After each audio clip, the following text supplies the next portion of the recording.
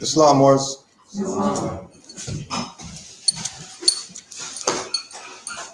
Let's rise. Five on the left, two on the right. Allah, the Father of the universe. Allah, the Father of the universe. Father of love. Father of love. Truth. Peace. Freedom. And justice. Allah is my protector. Allah is my protector. My guide. And my salvation. By night. And by day. His holy prophet. Noble Juali. Islam.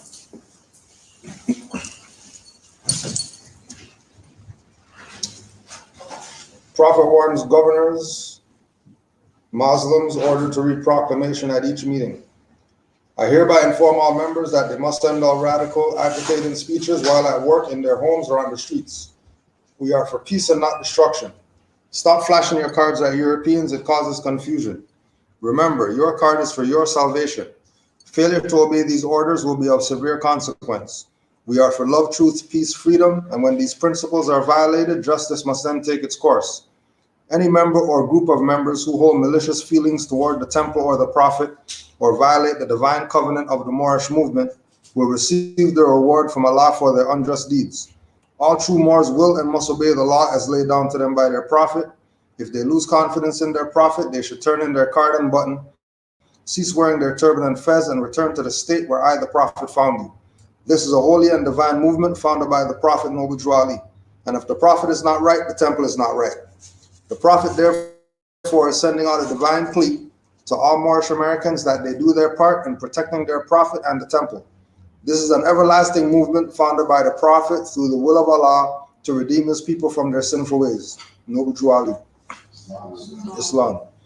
To be proclaimed at every meeting. Islam. I am glad to know that I have a few faithful Moors among you all, and I desire for them to know the truth and the divine truth. There is a host of jealousy about me and the movement now, by the same people of our side of the nation that claimed that I was only a joke and unreal.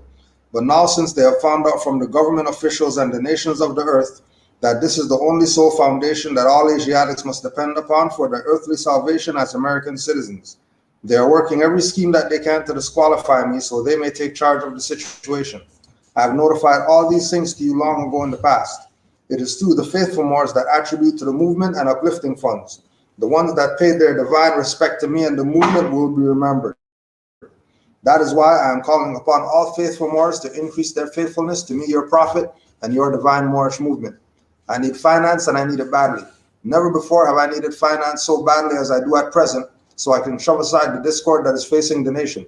It all comes through jealousy because of my fame and nobility. The nations of the world will not recognize the movement without I, the prophet, being head.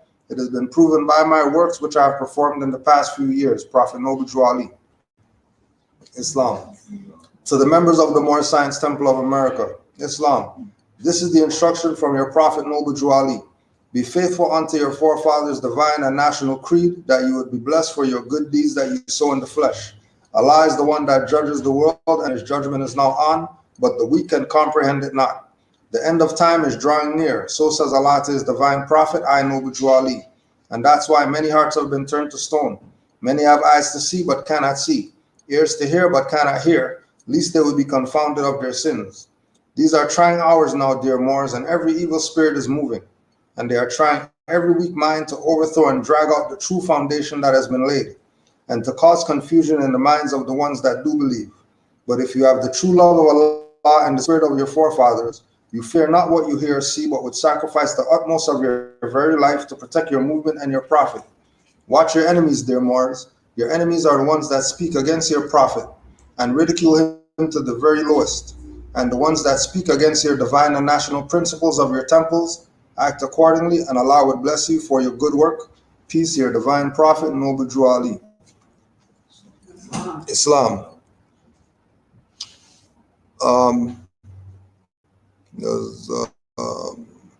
We got a reading from we got a reading today from The Indian Slave Trade by Alan Galley. And we wanted to also open up the floor if anybody has any all the stuff that's been going on with Moors over the past 2 weeks. If anybody has any comments or questions, emotional outbursts about what's going on, you can get that out. You can get that out anytime.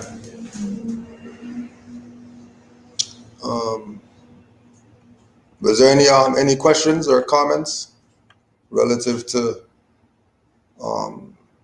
the rise of the Moors situation or anything else that's going on? As far as the ones are concerned, I take my hat off to them. You know, and for all the folks that think that, you know, they're whatever they want to call them, terrorists, you know, this, that, and the third.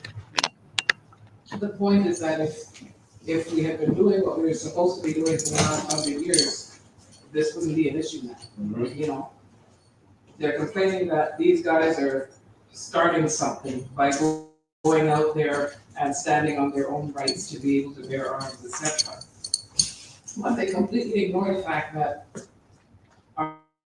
our people are being killed wholesale every day. Every single day of the year, our people are being slaughtered in the streets. So, you know, why aren't you having some sort of, you know what I mean? You don't have anything to say about all that crap. Right. And all these horrible things that are happening to people. But you're going to take a stand against the rise of the Moors who were doing something about it. You know, you don't do anything about it, but you complain about the people who do. Yeah. So that's where I stand with that. Islam. You said, Tez, you got something for Yeah, I'll just repeat what Taj said last night, and basically he said, you know, why would Moors shouldn't be having an issue with other Moors defending their rights, which are their divine rights, and their natural rights before anything. So it's basically people, they're looking for a problem where there's an issue. Yeah, it's an issue, but now they're turning it into a problem. That's what they fail to see, that's suspect right in and of itself. The right to bear arms, that's your divine and natural right. And the Constitution only affirms that right, as Taj said. So, you know, that basic concept, perhaps some people, they're fuzzy about it, but that's the reality. And so, you know, when you stand on that, then you realize what it means and why Jolly said defend the Constitution. Because obviously there's rights that you naturally have, and it becomes necessary in the wilderness of society, so to speak, to affirm those rights and write them down, so as to hold people to them we may not be able to trust or we don't know. And you know, that just goes again to not living in the paperwork. You know, paperwork is to affirm you want it timely, you want to put it forth, you want to put it forward, but even higher than that is the divine and the spirit. Always first and foremost. And you can say it's the paper, and then you can say it's the sword, or say it's whatever, but first it's the spirit and divine. So it's not undivine or unnatural for a person to just carry something that's going to defend them from things that other people are carrying. That's natural. So right away, for people to critique is like, that's suspect. That's suspect. Very.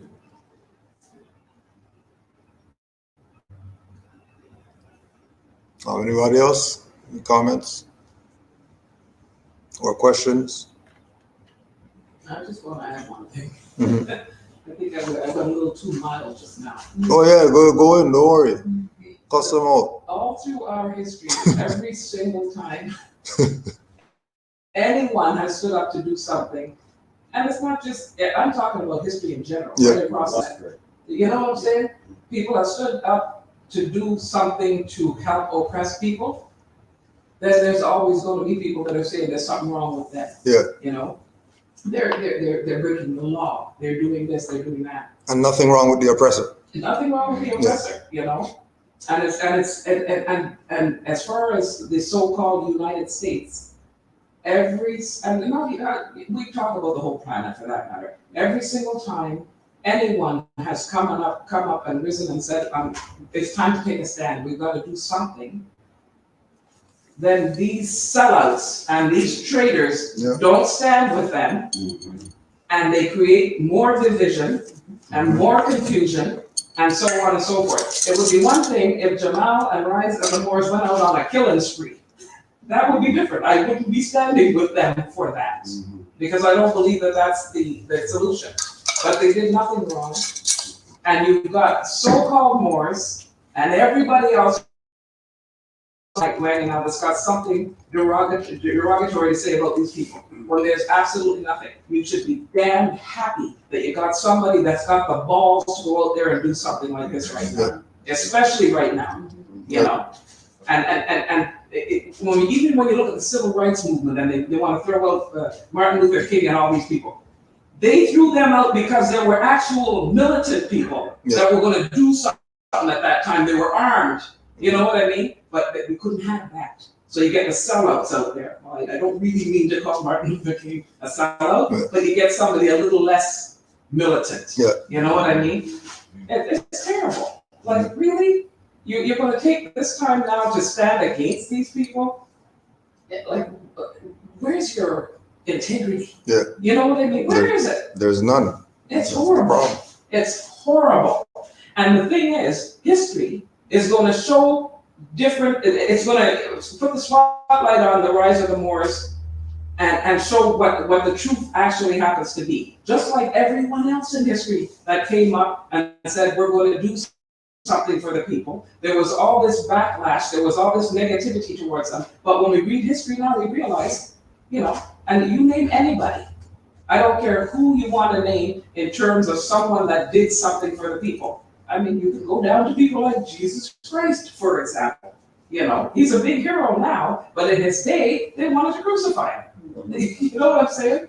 It's horrible. Yeah. I have no respect for all these people that don't stand with the rise of the Moors right now. Yeah. Straight up. Yeah. You can't.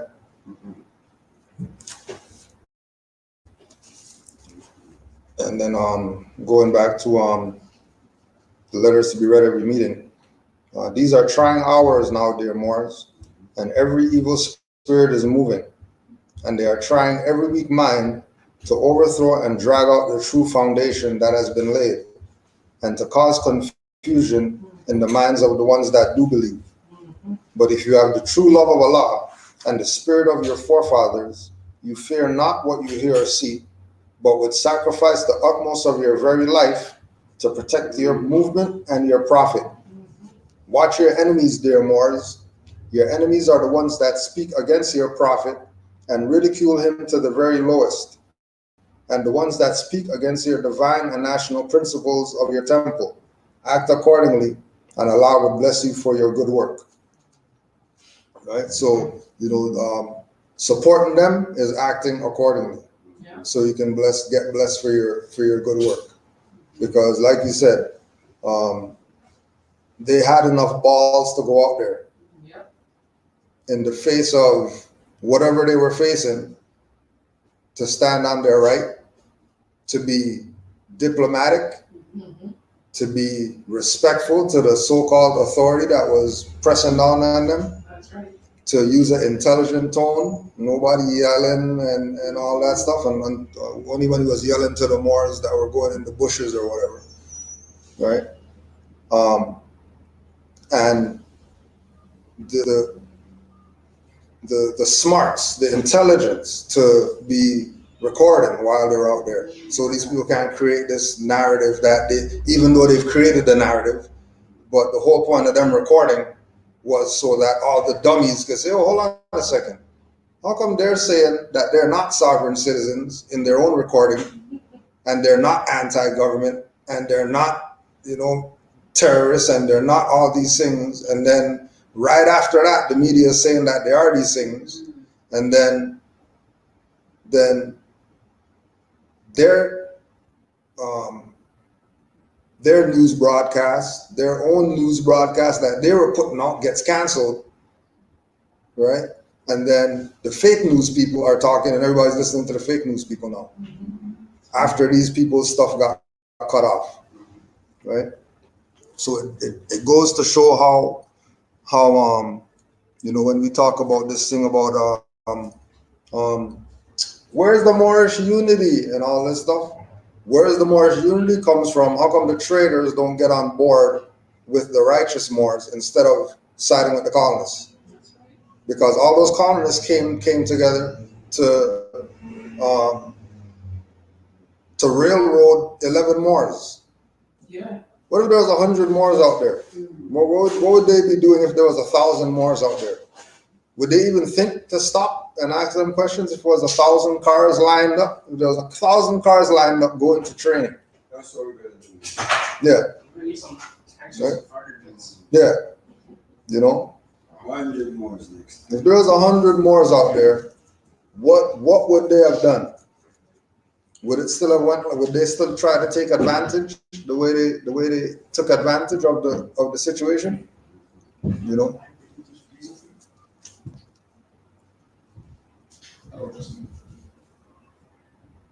And again, going back to the reading.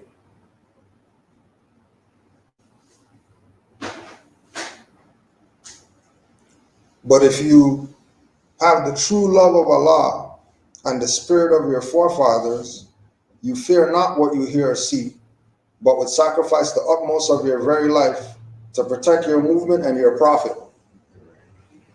So they took the position of Moorish militia, which is no different than army, military, marines, and good old boy militia. good old boy club or whatever. Anybody else out there who's saying that we have something to protect, the guy at his home who has whatever in his house, and you're not gonna be running up in his spot. The guy with the dog who says, you hop this fence, beware of the dog. That's militia, ain't no different. It's the same thing. Right to protect your property. Right? Especially after your property's been violated. Been violated already. You Yeah. Especially after your property's been How far violated. do they want it to go? These traders, these sellouts. You know what I mean? Maybe when they get their doors kicked in, they'll start thinking about it different. It's horrible. I just don't have any. No, when they get their door kicked in, they're going to be calling Moors. Same Moors they're complaining about. That's who they're going to be calling. That's right. The same Moors they're saying that are terrorists and that didn't do this and didn't and why didn't the whatever, when they go to those grand sheiks that they got, that they've been following and paying dues to them or whatever for the past 30 years, that have done absolutely nothing for the people, have done nothing for the movement, have done nothing for the nation, have done nothing for the children, have done nothing for the women, have done nothing for the temple itself, have done nothing for Noble Juali, done nothing for Garvey, have done nothing but sit on their high chair and pout and complain and whatever about things that's why they're there, to fix certain problems. That's the purpose of them being there, is to be the representatives of the people. And at no point do they take the position of representing the people and representing the nation. They always take the point of representing their little address, their little building that they got with their how much ever members, and thinking that, them dealing with people in their building only is what this is about. But they're calling themselves National Grand Sheik and National Treasurer and National whatever, when they're not doing anything for the nation. everything is limited to their little scope. It's totally against what Noble Johnny said. This is Absolutely. not take it, go save yourself and go save the nation. Right. Not just take it and sit back with it and enjoy it. No, go save the nation. Go uplift all humanity. There's things to do. Can we pass it? No. Yeah. What we've seen now is a whole bunch of people coming out, coming out of the woodwork that are, you know what? I just compare them to the supporters of Black Lives Matter. That's the way I see it. Yeah. You know, every people, right here in Toronto, you'd be walking down the street a year ago and you'd see it in everybody's window. We support Black Lives Matter. Yeah. And look what they turned out to be. Yeah. Oh my God. Take people's they have finance, $1 build and they're mansions. happy, and they have their foundations and they're happy and they're set. They still have and Black their Lives. children are set. They still have Black Lives Matter in the window. You know what I'm saying? But those same people will call this man a terrorist. And the same Moors that are selling the $1,000 and $10,000 packages are calling him a terrorist. Please, you know, they're pathetic. That's how we know it. You know, that's how you know that it's on the people. Yeah. You know what I mean? When they trumped up the stuff on Dr. York. Yeah. Exact same thing, right? Exact same thing. Oh, he has a cult and he's whatever like that and whatever. You know, we got witness testimony from the members of his thing that all the witnesses recant their statement, and then you're still saying that he's the problem. How's he the problem when all the witnesses said we recant our statements because somebody told us to say this? He's still the problem because the people looked at the individual, got caught up in the persona, weren't studying. They thought, you know, just like the same thing that they're doing with Taj and whatever. That, oh yeah, we get to brush up on him, so that means we got more science now. You know, we saw him on something, so that means now we got it. You know, when it's not even close to that.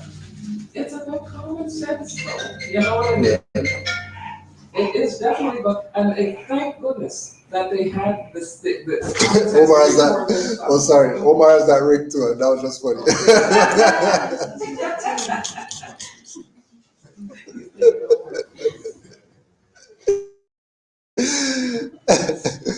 Omar's here in spirit. He was here in spirit. Sorry, Mocha, go ahead.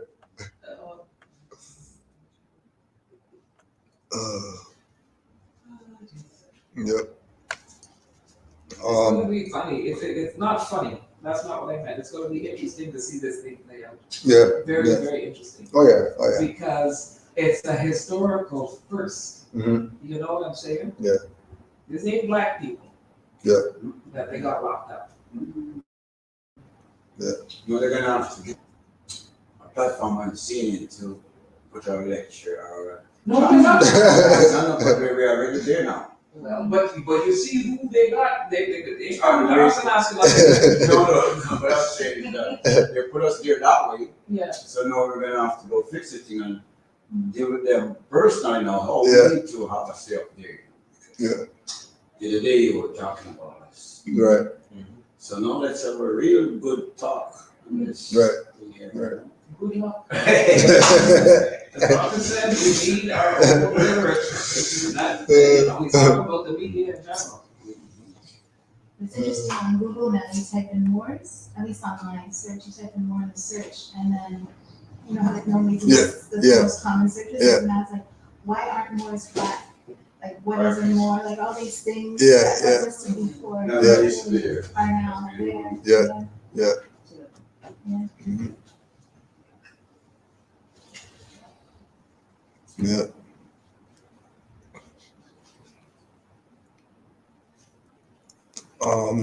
And another part is too is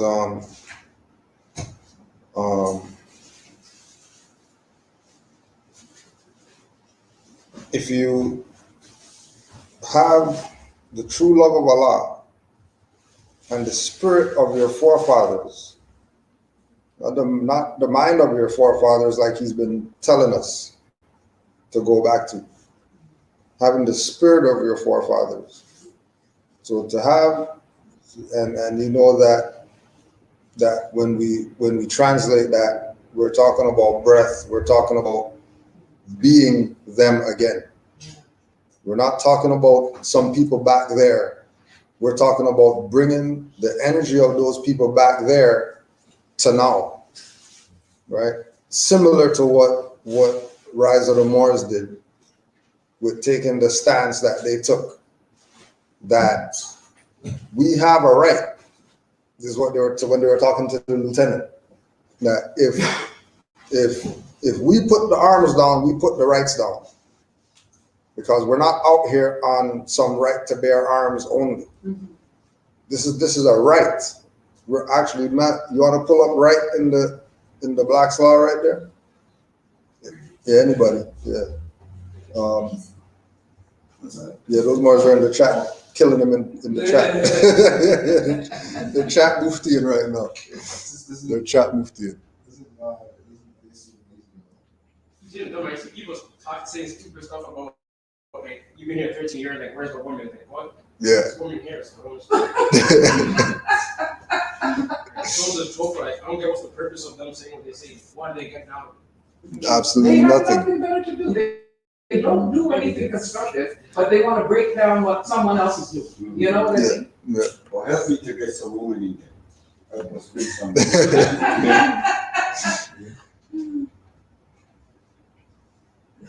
If you rely on them, it'd be trannies up in here calling them women. You rely on them people's perspective of women. You don't want them bringing them. You got it? Yeah. She said she's from Germany. Yeah. Like, what are you doing here? That is deep. This ain't Germany. Go ahead, Mark.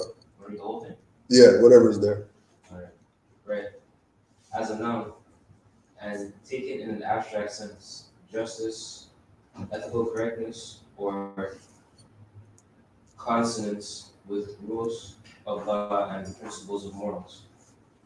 In this signification, it answers to one meaning of the Latin jus and serves to indicate law in the abstract, considered as the foundation of all rights, or the complex of underlying moral principles which impart the character of justice to all positive law, or give it an ethical content.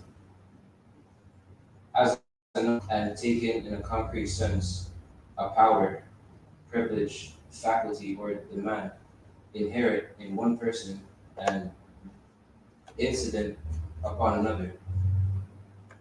Rights are defined generally as powers of free action, and the primal rights pertaining to man are undoubtedly enjoyed by human beings purely as such, being grounded in personality and existing antecedently to their recognition by positive law. But leaving the abstract moral sphere and giving to the term a juristic content, a right is well defined as a capacity residing in one man of controlling, with the assent and assistance of the state, the actions of others. Then Right. small print. Oh yeah, might as well.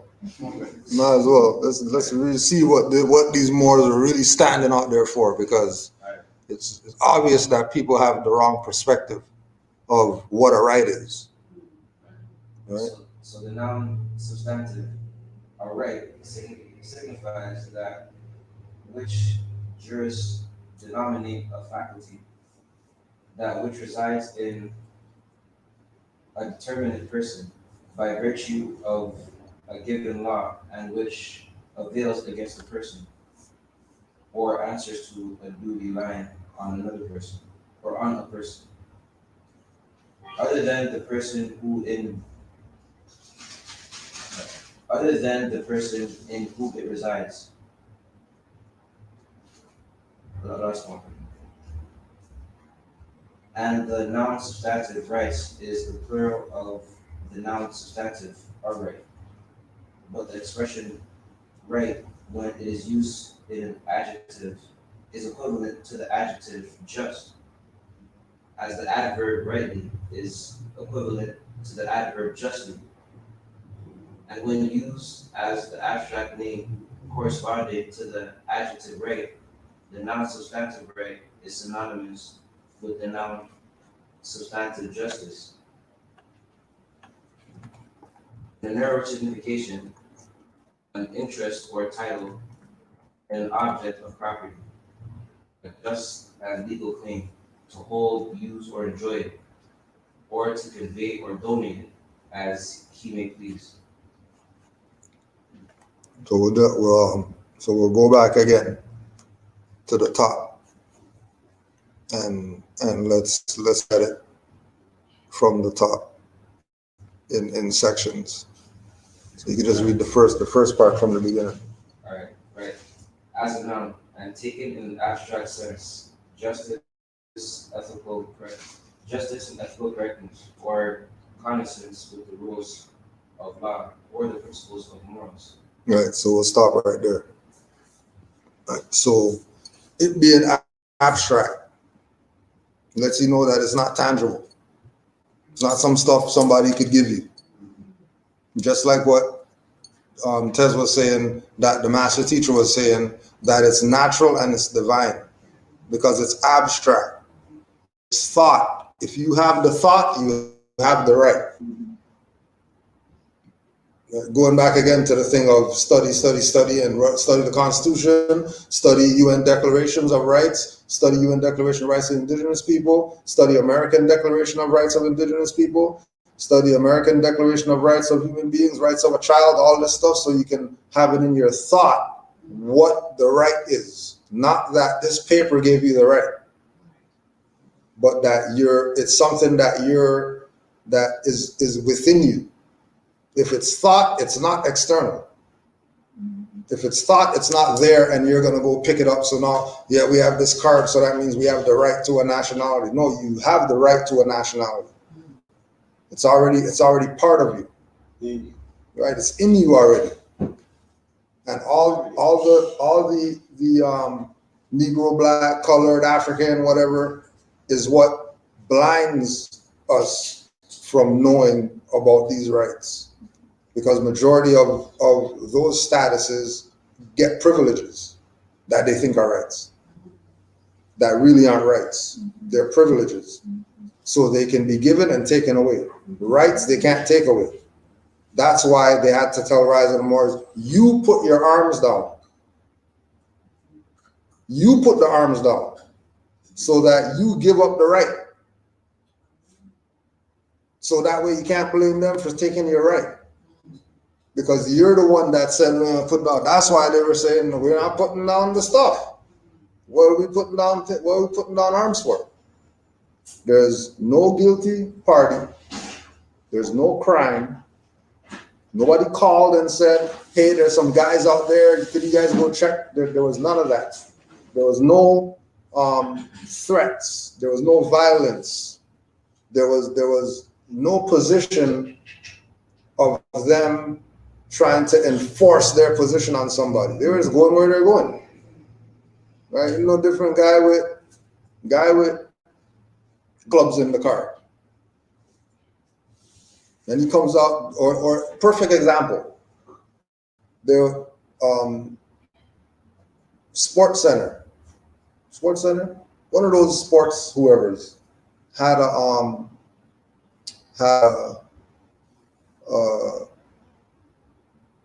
video on their Instagram of highway shutdown.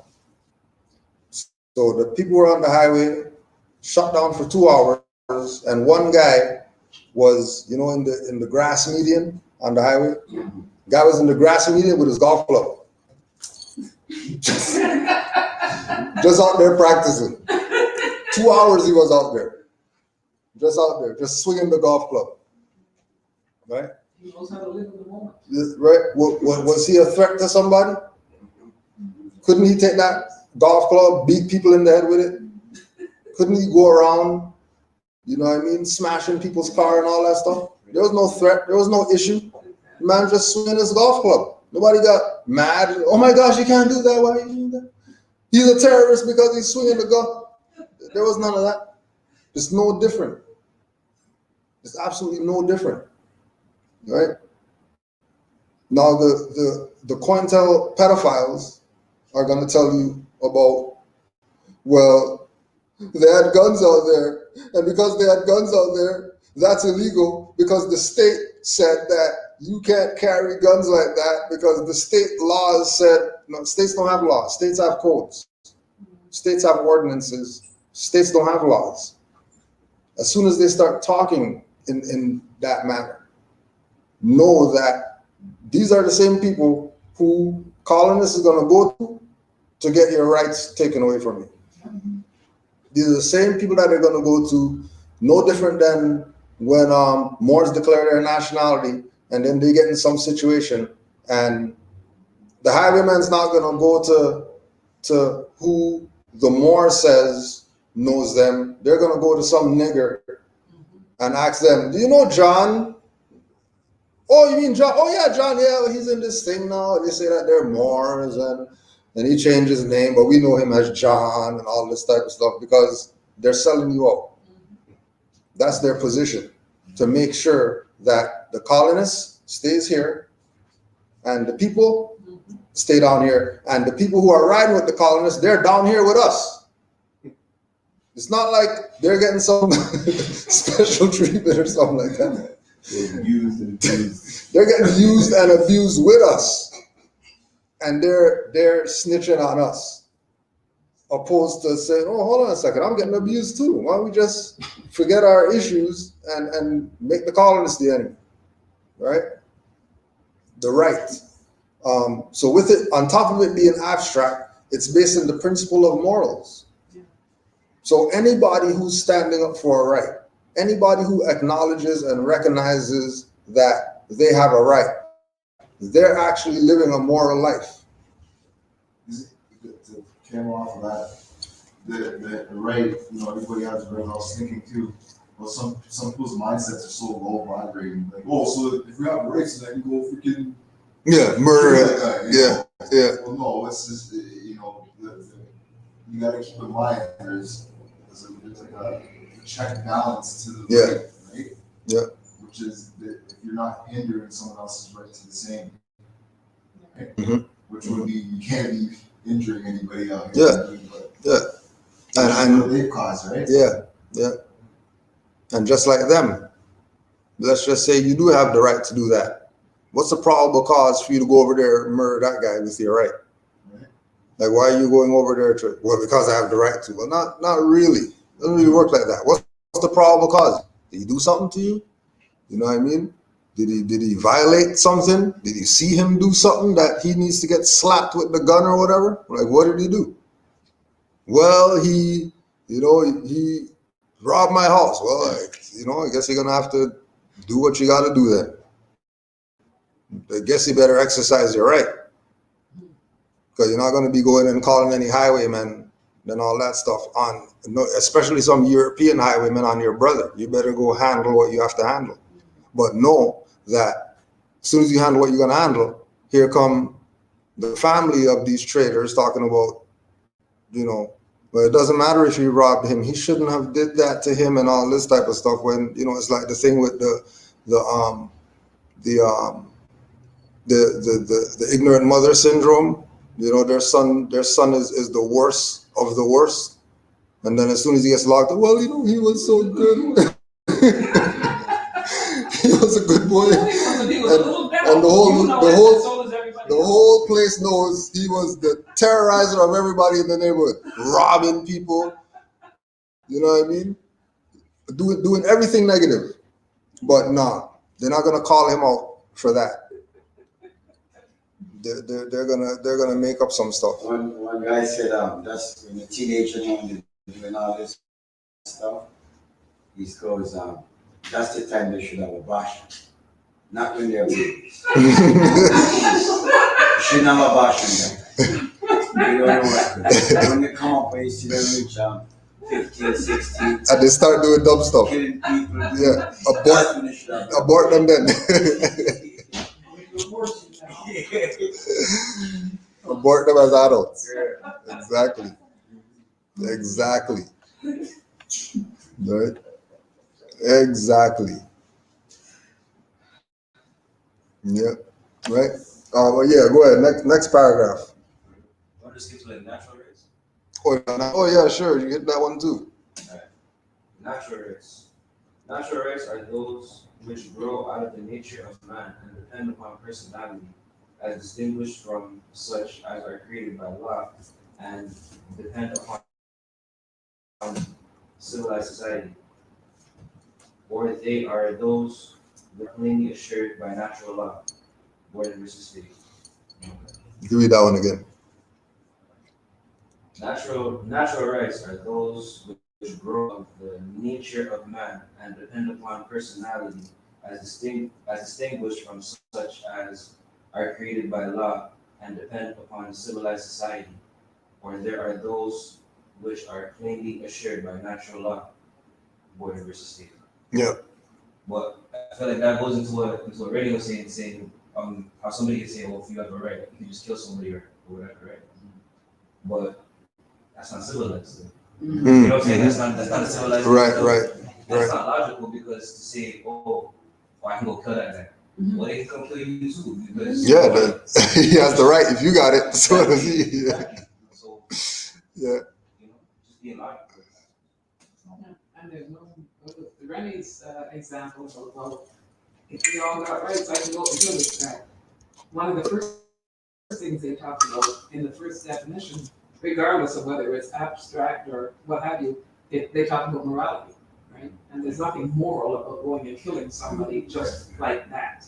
You know? Yeah. Unless they were literally threatening your life, like nobody really said, drop, Oh, yeah, self-defense for sure, but unfortunately, the way the world is right now, people are just killing each other left, right. It's horrible. There's so much killing going on, it's like they've lost their minds. But it's like divine and national, right? So the divine part of it is we should aim to not even find ourselves in situations like that. Exactly. That's how I look at it. Yeah.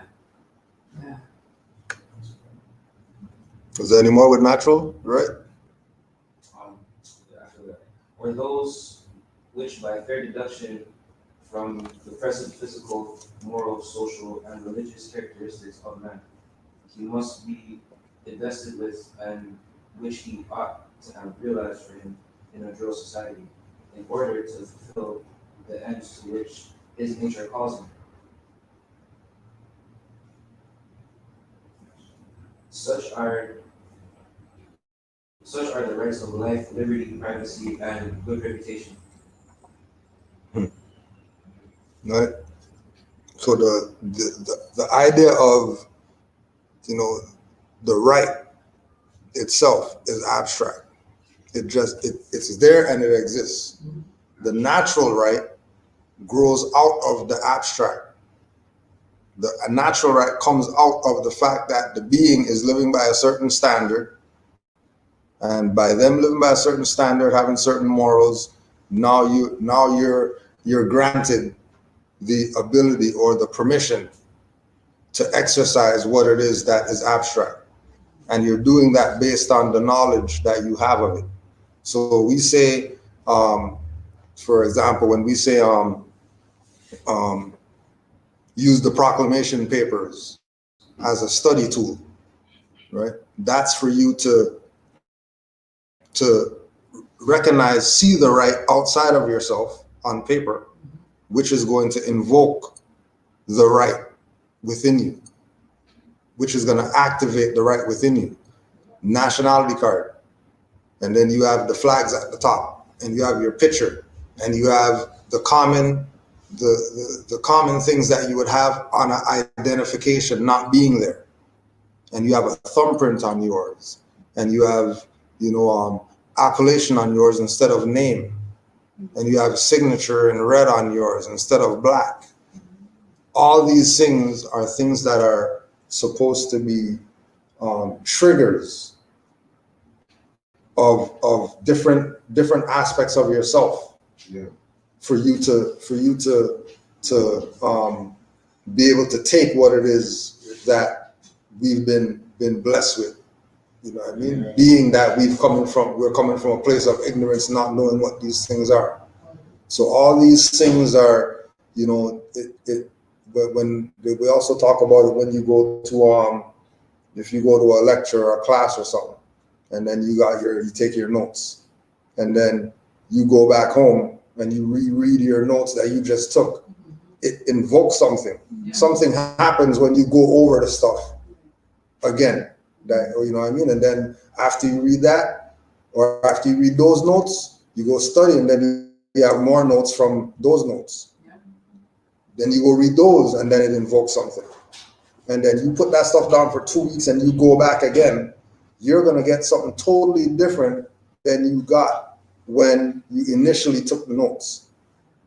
Because once the spirit starts working, once the information is starting to resonate within you, and you're living morally, you're living by the 5 principles, you're living by, you know, recognizing, you know, European as your fellow man, like Noble Drawley said, instead of always a white man and the devil and they're all these things except just another man. Why would you be a human being, and then the devil's more powerful than human being, and then you're giving them all the power, and then you're complaining when they abuse the power that you give them, right? And again, that idea of the moral aspect, to have these individuals standing up for their right, which is everybody's right, because there's Europeans that got arms and all that stuff too, and they're not putting down their arms for anybody, and nobody's complaining about them not putting down their arms. When they're marching up and down the place with their arms, and people are telling them, you guys, and they're telling people, yes, we can. You're not about to tell me what I can and cannot do, especially if you're not of the same mindset as I am, and knowing that I have this right. You can't talk about it if you don't know about it. So majority of the people who have been giving opinions and saying their position on it or whatever, they don't even have an arm at home. They don't even like guns. So why would that be something for them to put their input in, if they absolutely have nothing to do with that subject matter? If you don't know, if you're not into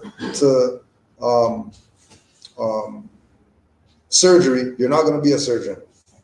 Now, you're not going to be in there telling the surgeon about, well, you know what, you shouldn't have cut the head that way, you should have cut it that way, because YouTube said that when you do surgery, you're supposed to cut it this way.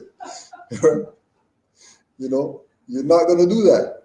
So why are they looking at individuals they've been exercising arms ever since they were a Marine or whatever, right? They're expert in what it is that they're doing. And inept people are trying to give an input or give a point of something that they're not expert in, right? And then people are listening to the idiots, whether it's the news idiots, whether it's the highwaymen idiots, whichever idiots they were that saying, oh no, they shouldn't have been doing that, they violated something.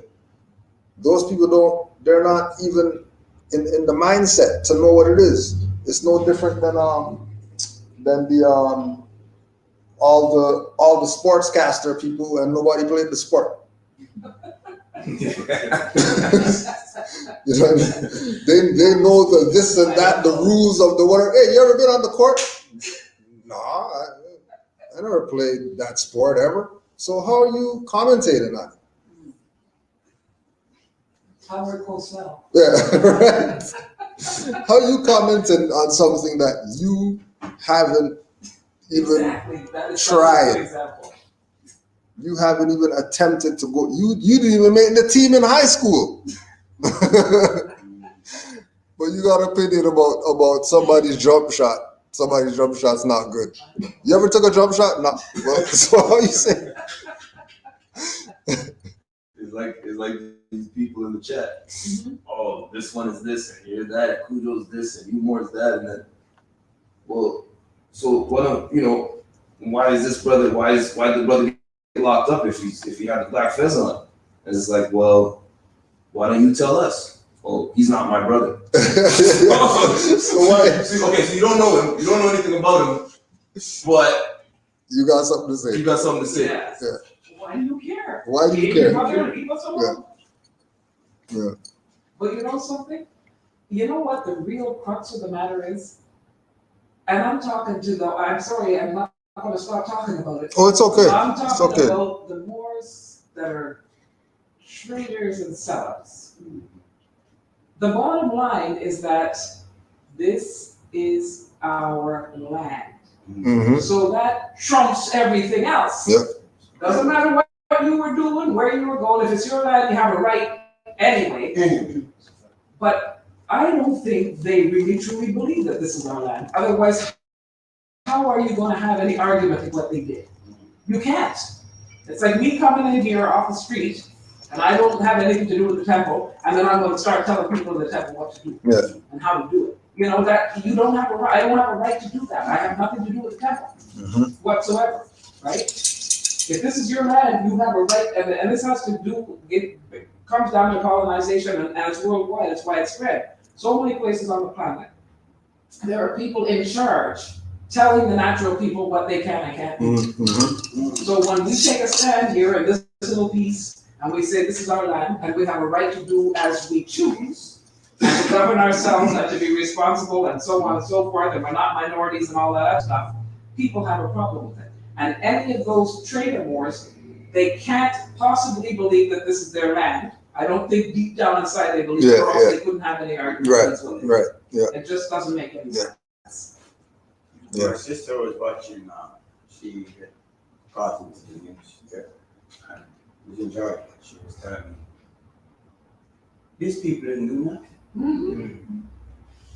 But she said, I see, when I go to the Walmart store, I see some guys in there, in teeth wrapping. They look like homeless, and they have them going off and off on their side. Everybody. In a Walmart. Everybody. It's legal like walkway. It's legal. I don't know what it's going to make a mistake with. It's okay for them. Walking around in Walmart with their gun hanging off on their side. Yeah. Looking like crackhead, rotten teeth. So my sister describing to me. And these people now, in their own land, doing their own thing, going on about their business. And this is it. Yeah. She said that all she see, she need another 100 of them on top of There it. you 11 go. wasn't enough. Yeah. 11 wasn't enough. Right. Good for her that she's on that level. You know what I mean? Because that's what she referred to when she go and see them move bearing their arms or whatever. But you even know what me kind of like so well in her head. You have that thing. That's right. Yeah.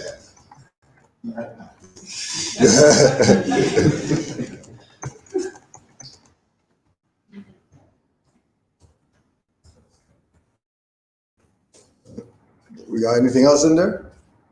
For rice, Yeah. after natural rights, civil rights. Oh yeah. Let's see what civil rights is. Civil rights are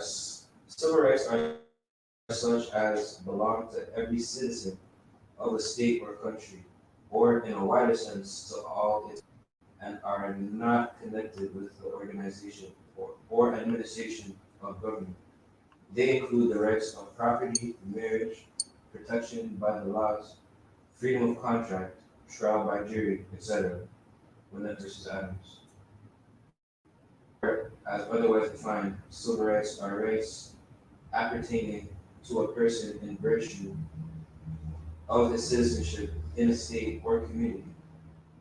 Rights capable of being enforced or redressed in a civil action. Also, a term applied to certain rights secured to citizens of the United States by by the 13th and 14th Amendments to the Constitution and by various acts of Congress made in pursuance thereof, State of Iowa versus Railroad Company. Right? So the natural rights from within, the civil rights from society, from constitution, from being a citizen, from belonging to a state, from belonging to a country. All that is external. Somebody giving that. Somebody is giving it to you. Right? But our people are blaming black, so they fall out of the natural right state. Mhm. Right? Because they're blaming black, which is natural, it doesn't go on Right. now. So then therefore they don't get the civil rights, right?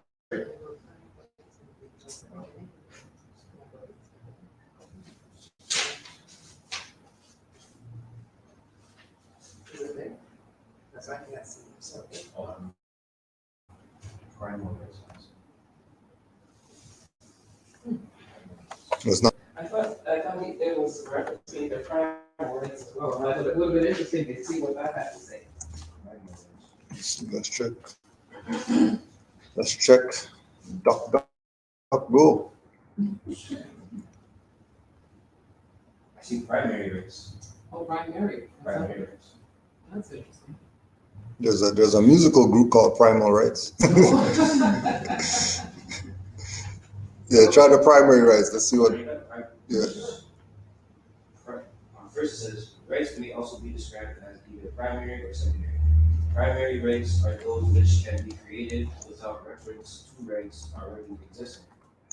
Secondary rights can only arise for the purpose of protecting or enforcing primary rights.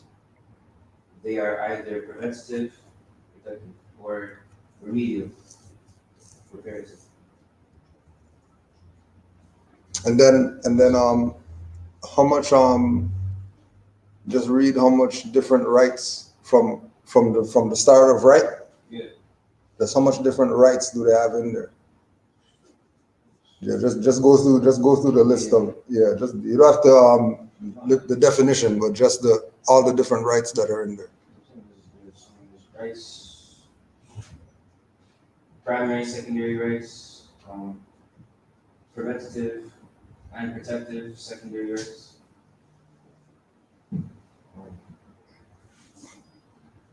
What else?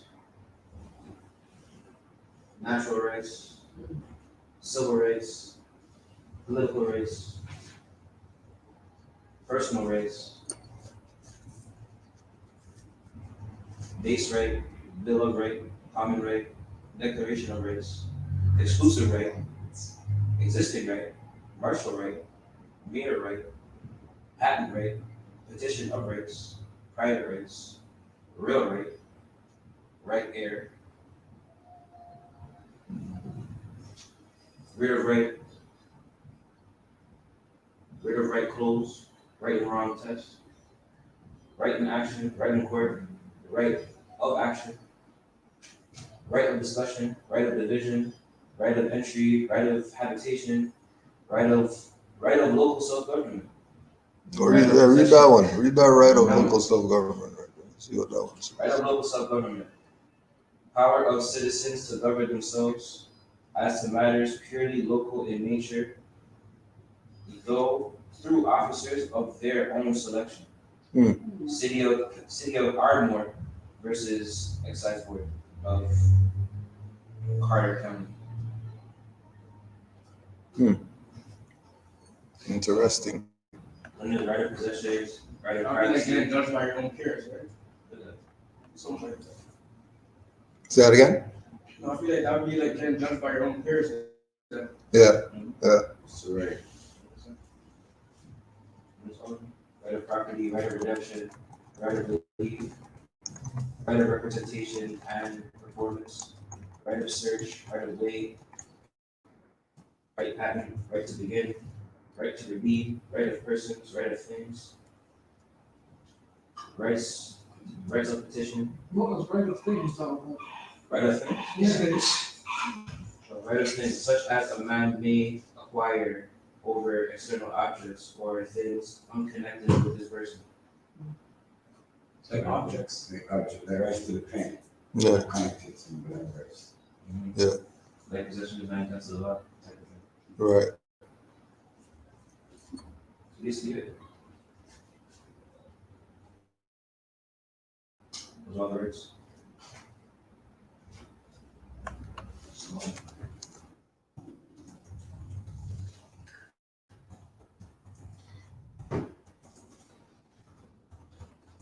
So we want to deal with this the Indian slave trade.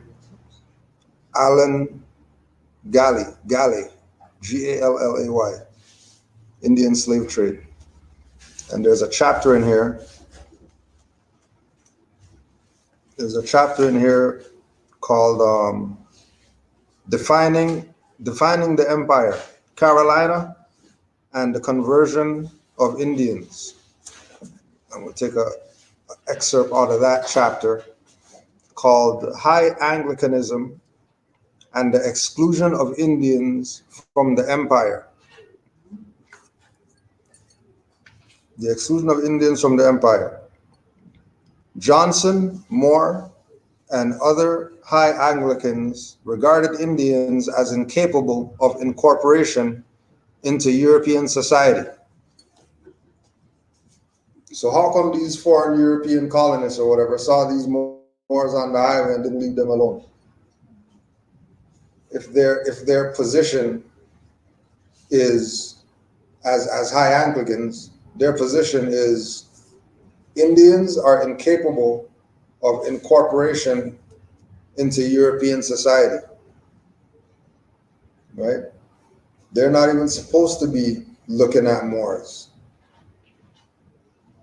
because according to them, Moors, as they call them in this, Indians, are incapable of incorporation into European society. They were Aboriginal and indigenous in their own land that is under occupation by foreigners, and the foreigners and the foreigners are saying that these Moors did something wrong. These Moors should be following the state laws of whatever. These Moors shouldn't be doing this. These Moors shouldn't be doing that. That's in direct contradiction to their ancient foremothers and forefathers who said the Indians are incapable of being incorporated into our society. So either you leave them alone or you get them out of the way. Either you leave them alone or you eliminate them, right? Indians were to be used and exploited for both personal and imperial aims, and they could not be converted to either Christianity or European culture. The high churchmen opposed the reformers as misguided, and many resented their attempt to expand government power into the Indian trade because it would lower private profits. They were imperialists of a different sort. They wore no paternalistic garb in their relations with Indians, for they did not see the Indians as needing or deserving of protection. Indians were others beyond the pale of civilization, and it was quixotic, Quixotic, if not foolhardy, to treat them otherwise. The high churchmen would not enlarge their conception of empire to include Indians.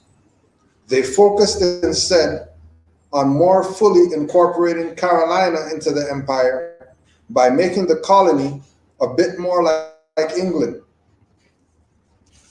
So like we were talking about the other day, that the Europeans and all the dominions and the more haters and the traders and whatever are going to be pro New York, pro New England, pro Carolina being part of the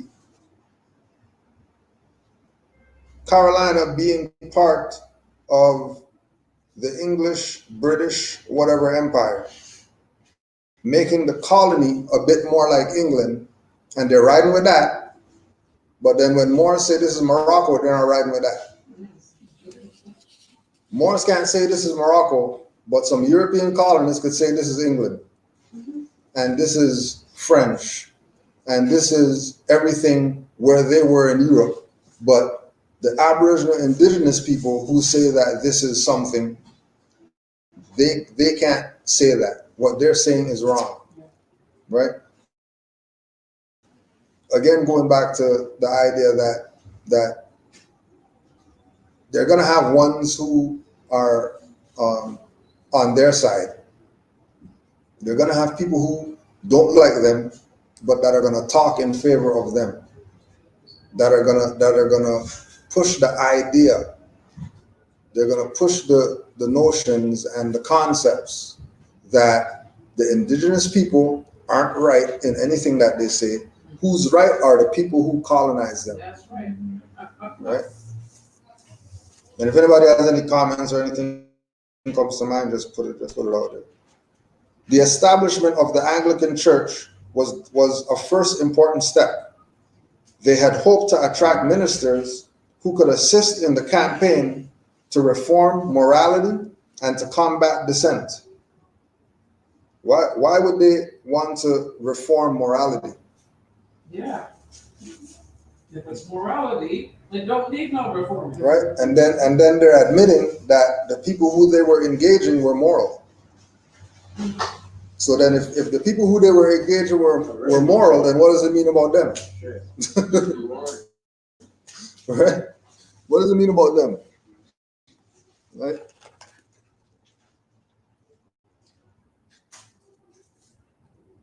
They held a traditional view of empire, a Tory view, where the church upheld the state and the state upheld the church. They held a traditional view of empire, a Tory view, where the church upheld the state and the state upheld the church. One hand washes the other. Right? Yep. Church and state strangely mixed. When there's supposed to be a separation. Together, the two provided order and stability. In contrast, the dissenters and the low churchmen of the Whiggish, Whiggish, disposition looked toward an England that was less exclusive, particularly toward dissenters. The state-church tie was not an important, though not completely rent, but Whigs generally supported restrictions on Catholics. To the Whigs, the church should support the state, but not necessarily the other way around. For many Whigs, the state was becoming a religion in and of itself. The enemy was easy to identify. The Catholic, French, and Spanish stood in the way of national glory, which was no longer English glory, but British glory. Whigs considered Indians as inferior peoples who were only enemies in as much as they misguidingly allied with the French or the Spanish. As Nairn had earlier commented, if not for the French, the Southern Indians would be able to see the rightness of the British cause. With guidance, they would be properly assimilated into the British state. By defeating the French and Spanish, the English could then subject all the South Indians and then incorporate them into some as yet undefined way into the empire. Right? So that plays into the whole thing with the residential schools and all that, right? And that they after they won, they subjected all the Indians as far as here to reserves, subjected them to residential schools, subjected them to corners of their own land, while the colonists gets all the place where there's fish and rivers and whatever like that, and these people get to live on a reserve. And that's what they have to take. That's what they have to accept. Now, when we look at it from the historical aspect of it, those people who ended up on the reserves were the ones who made all the treaties with these Europeans that they keep complaining that they violate, right? Because once the people who are claiming to be the Indians get exposed, then the people who assimilated them get exposed. But you realize that it's not really assimilation if all the chiefs of all those tribes of Indians, they got a mansion with 5-car garage. Because they should be living on the reserve with the other Indians. How come the members of the tribes live on the reserve, but the chiefs live somewhere else in a mansion with a Benz and a Beamer, and they got a chauffeur and all that type of stuff? That's the chief, especially out here. And then when all those chiefs go on TV, all of them look like a European. All of them. There's none of them that look like Aboriginal indigenous people. All of them look like a modern European, which would mean that the whole thing of breed them out took place. Ethnic cleansing. Yeah, ethnic cleansing. They should be looking like indigenous people, right? The High Church Party of Carolina did not share this dream. Tom, Church party? yeah. Can't get no more churches. They even pretend to scream in the door right now. Huh? So I'm just hearing the church and sort of screaming. I know. Go ahead. Go ahead. The High Church Party next door.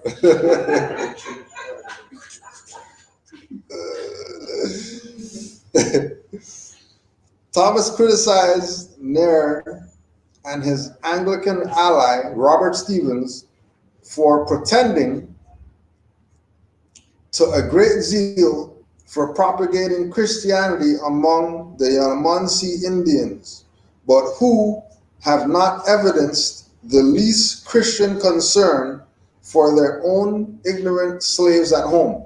How do you spell Yamasee?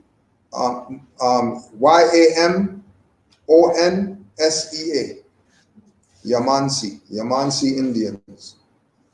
Yeah. Yeah, Yaman. See.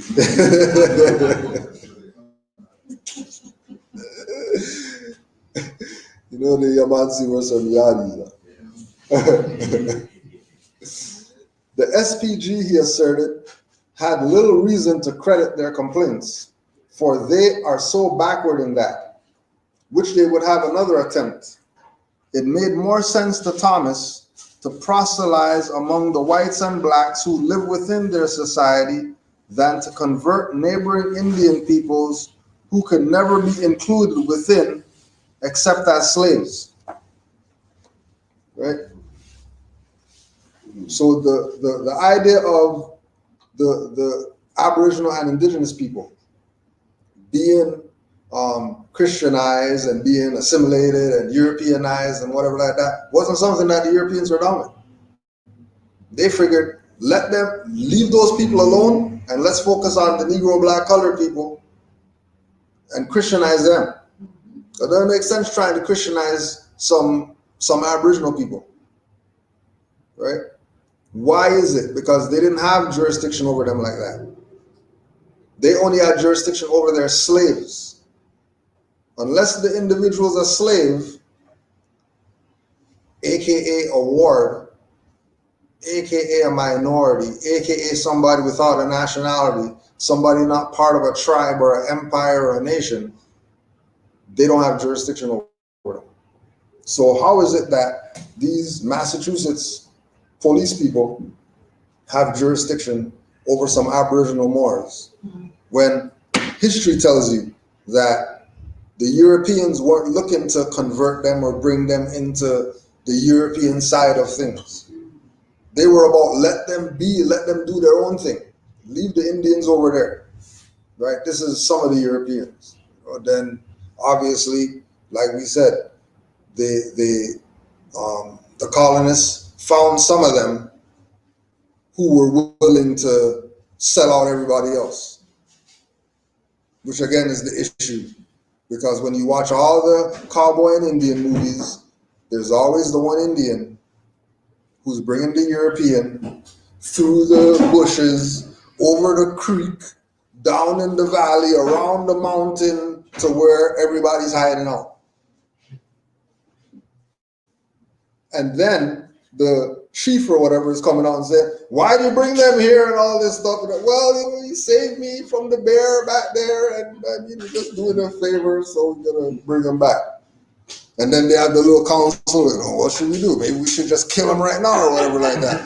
And then the sellouts say, well, no, especially if it's a woman, I love him and all that stuff because he saved me from the bear and he's better than Tonto because I love him more.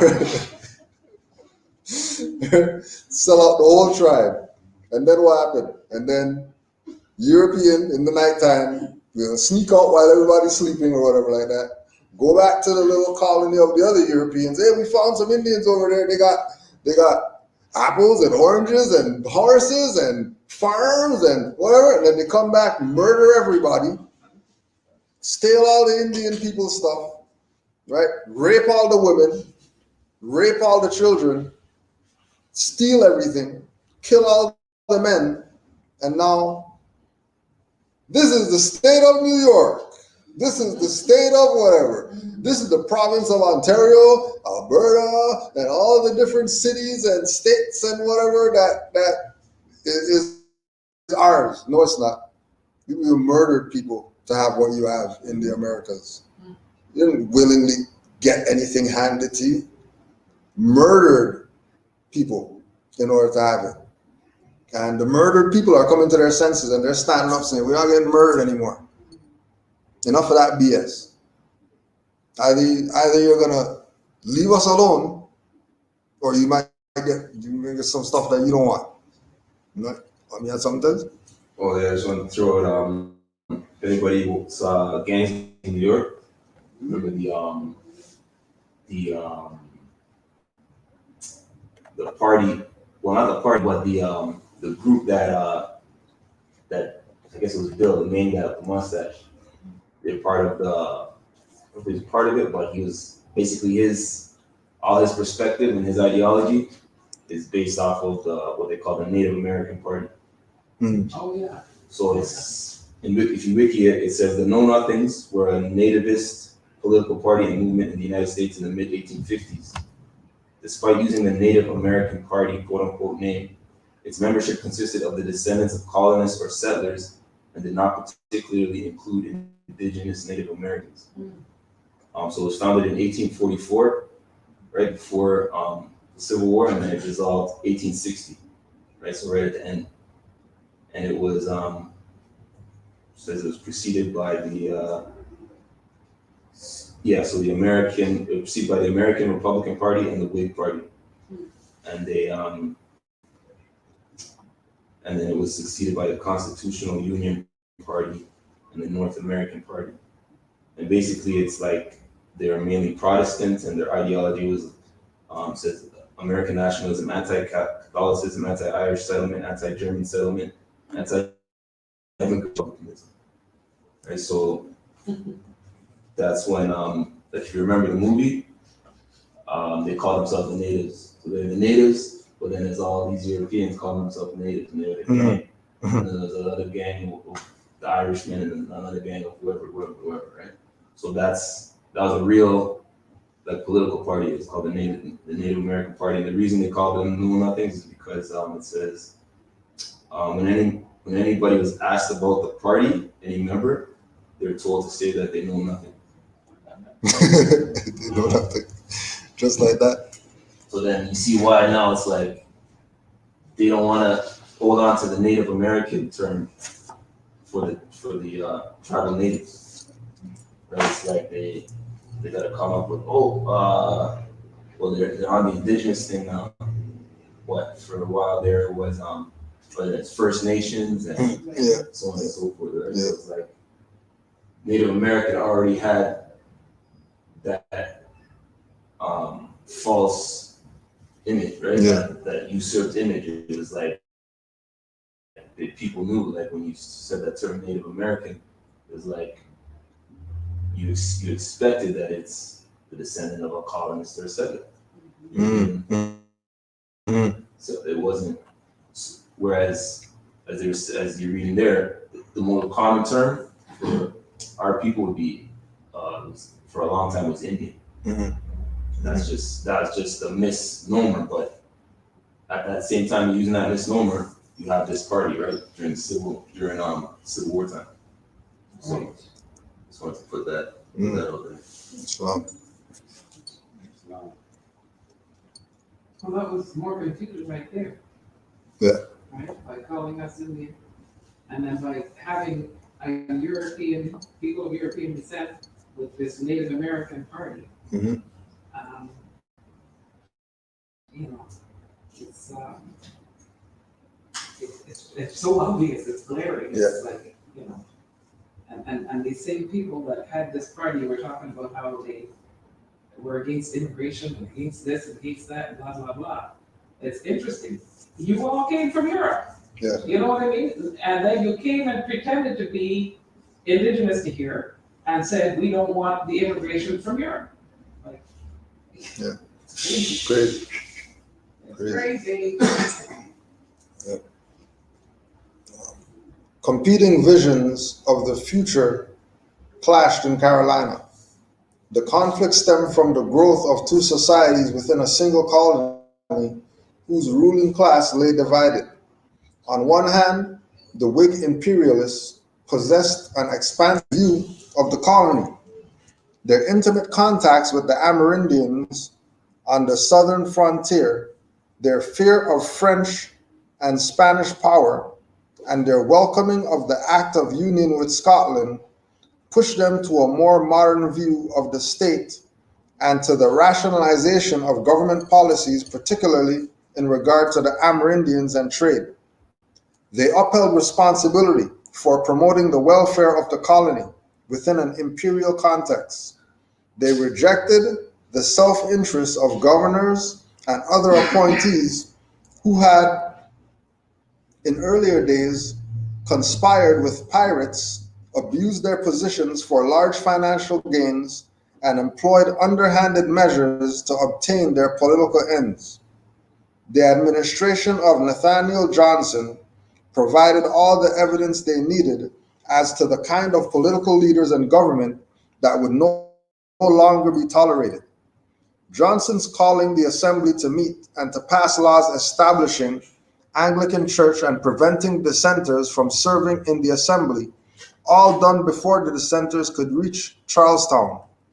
His repeated foiling of assembly attempts to reform the Indian trade because of his personal interests, his arrest of the opposition leader Thomas Nairn on trumped-up charges for treason, all these rallied the Whigs to oppose the governor and to slowly and steadily assume the high ground of principle, which led to defections in the ranks of the church party. Johnson's removal from office, 1709, and his successor's death shortly after arriving in the colony led to a power struggle among the church party to control the governorship. Now, these same people talking that infighting with Moors and all this, when these Europeans had the same issue. They had people who were on the side of don't assimilate the Indians, anti-slavery, live moral Christian lives and all that or whatever. And then the other people who they were in the imperialist mindset. We want the power. We want to assimilate everybody. We want to kill all these animals out there.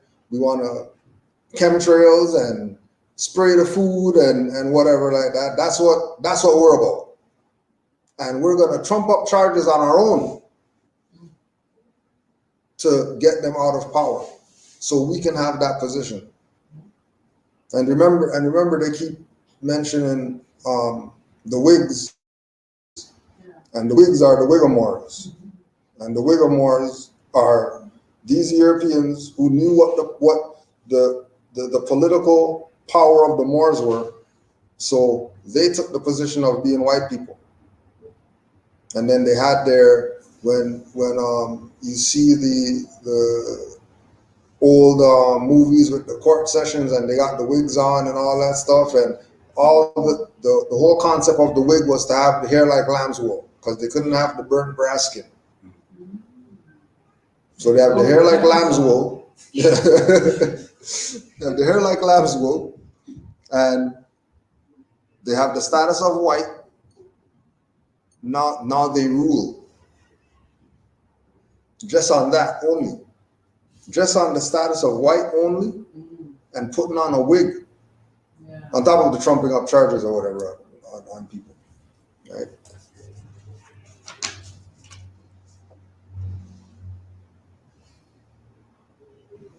Robert Gibbs, 1710 to 1712, temporarily won the position, but only through bribery. Right? So we're looking at, because we're talking about 1865, slavery's done. So all this time right now is during alleged slavery time, right? Where, black and all that stuff have no rights. They're on a plantation. All the natives are trying to figure out how they can work with these Europeans, right? Keep in mind that the people who are on the slave trade, or people who are in servitude, are actually the Aboriginal people that they denationalize them so they can put them on the thing.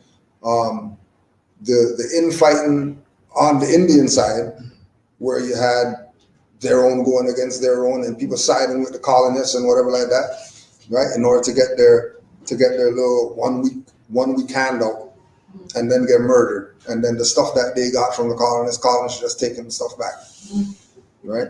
Because nobody trusts a sellout. Nobody trusts a traitor or somebody who engages in treason. Treasonous people don't like treasonous people, right?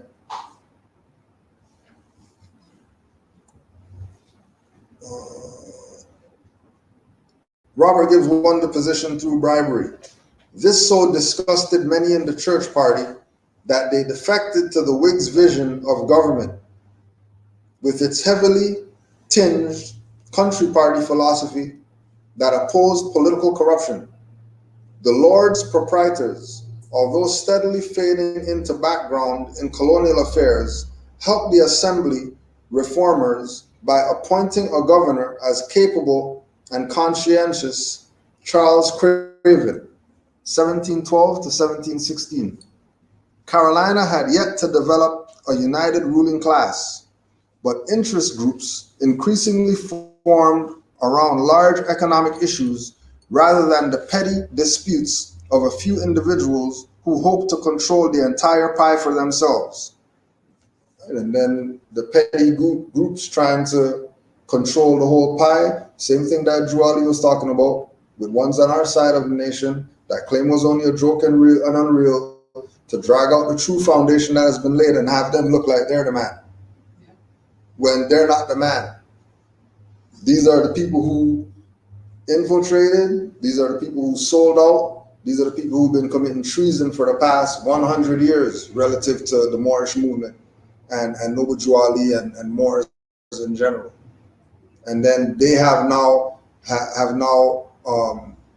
occupied the seats of power, but from a passive perspective. So they're in the seat, but nothing's being done with it.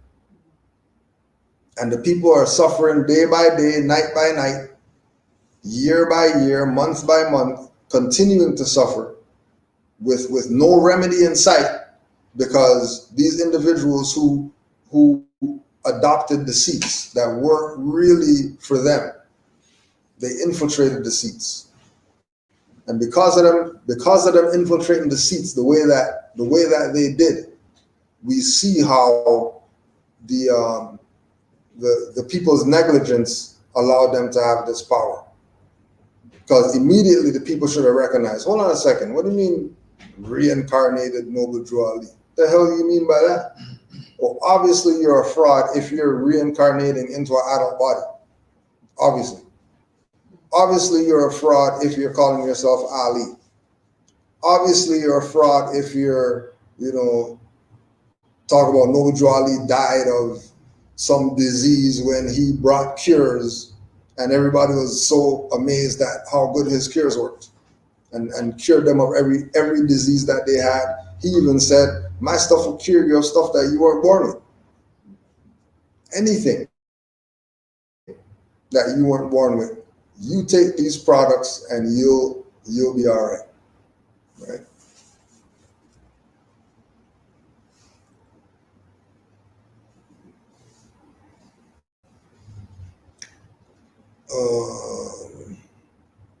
The Goose Creek men no longer relied on the Indian trade or trade with pirates or the perquisites of office for profits from African cultivated rice plantations filled their coffers. The reformers also owned slaves and plantations, but their more southerly location and business interests left them more squarely in two economies and tools. They were wealthy frontiersmen who held high political offices in Charlestown. They conducted trade with Indians and learned their languages. The Goose Creek men also remained engaged in the Indian trade, but increasingly through agents. They no longer traveled among the Indians themselves, but hired others to do so. They devoted themselves to their plantations and to the cultural life of Charlestown. Some fretted about religion and morality among their neighbors and their slaves, and sought to regularize society to secure their position at the top of the hierarchy. The frontier planters, however, were so busy with Indian affairs that they had no time to devote to Charlestown. They lambasted the high churchmen for being so narrow-minded as to not realize the danger the colony faced from its external enemies and the need to keep good relations with their Indian friends. The high churchmen were not ignorant of external dangers and were ready to challenge France and Spain. After all, More had led the 1702 invasion of St. Augustine and the 1704 Act on Appalachia, but his behavior was guided by personal interests rather than service to the colony and empire. The reformers were not above combining personal and public interests, but they espoused excluding self-interest from public affairs. Thus, their reform of the Indian trade had barred commissioners, the governor, and the agent from participating in the trade. They began a process and adopted an ideology that guided the ruling class of South Carolina for the next 150 years. The colony's elite incorporated Republican ideals of public service to the community with suspicion of those who wielded political power. They predicated their ideas on the patriarchal belief that only wealthy men of affairs could understand the large interests of society, and thus that they possessed the right and obligation to rule. Right? So when we look at our position that is matriarchal, and then that goes back thousands of generations, that societies, even ancient cultures, were moving and surviving and civilizing under matriarchy. And then you have these patriarchal ideals that get presented. And now, 2000s, because remember, just talking about 1700s. So now 2000s, you have patriarch ruling everywhere. And nobody's even considering the matriarchy, unless they're bees and ants or whatever like that. They're not concerned with matriarchy. Patriarchy is where it's at. The direction that we need to go is patriarchal, and that's just what it is. When that is the reason society has fallen as low as society has fallen. Man, gods, man, whatever else that they made up in order to have the feminine energy, which everybody's homeland is a mother. There's no masculine countries on the planet. Everybody's homeland is the motherland. What about the fatherland? Right? Nature is a mother. Earth is a mother. Universe is a mother. But governments are patriarchal. Mm-hmm. Everything that they stand on is matriarchal. The church, it's the Father, Son, and Holy Father, Son, Holy Ghost. Turn mom into Holy Ghost, and they're riding with that as a reality. And the adoption of the patriarchal mindset is why certain people would go against their brother and say they're domestic terrorists and all that stuff because they're exercising their right. But they would absolutely have nothing to say about these colonists. Not a peep from the colonists. Right? And they know for a fact that matriarch is how we're going to get out of everything, which again is why Drew Ali was holding the mother to show us that, hey, save matriarchy, you save yourself. Save humanity, and you save yourself. Disrespect humanity, and prophets turn their back and they go about their business as soon as patriarch gets disrespected. Patriarch does this, all the ancestors turn their back and they go somewhere else. Because the idea of the matriarch taking over, again, is intimidating. Just like we're saying with Rise of the Moors. You know how these highwaymen were terrified? Because these aren't black guys with guns. Mm-hmm. These aren't niggers with guns. These aren't some African slaves with guns. These are actually competent. These are nationalized. These are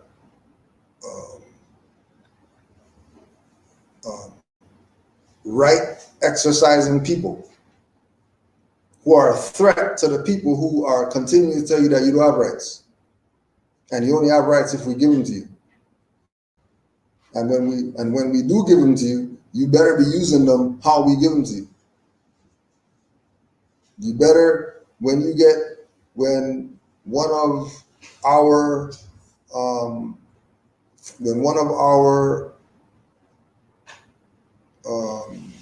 goons goes and kills somebody in your family, you don't go back and kill them. You go get a lawyer. And then we're going to go to court for 2 to 5 years, and that's how you're going to get your remedy. Mm-hmm. When they put a yellow thing on your car and tell you ticket, you don't fight it. You just take the yellow thing to that office down there and go line up and go pay like good nigger. Soon as you don't want to be a nigger anymore, here come people trying to put you right back in slavery again, because they know that freedom is everybody's job. And once you convince if you convince 11 people to be free, to say that they got rights, whatever the right is, and they go out and they exercise the right, that those 11 are probably going to inspire another 11. And then those 22 are probably going to inspire another 11. And then those 33 are probably going to inspire another 33. And then those 66 are going to inspire everybody else to get on board, whether they look like them or not. Which is why, again, we have all these different European sovereign whoever's that are emailing Juju about, oh, we support everything that you're talking about. Because, damn it, we have a right to the Second Amendment. And if these people are violating you, they're about to come to take our guns. So we stand with you 100%. Because we know that these people are trying to take people's arms away. And we've been fighting for the past 30 years about right to bear arms. So we're not going to sit back. We're not going to say no, they're black guys and we're not supporting all. You got Second Amendment, so do we. We see eye to eye. And it's the same position that more is supposed to be taken. Oh, you're a Moor? Oh, you're a Moor on the highway? You're colonists violating you? Oh, well, we're not riding with no colonists at this point. You better be riding with your brothers.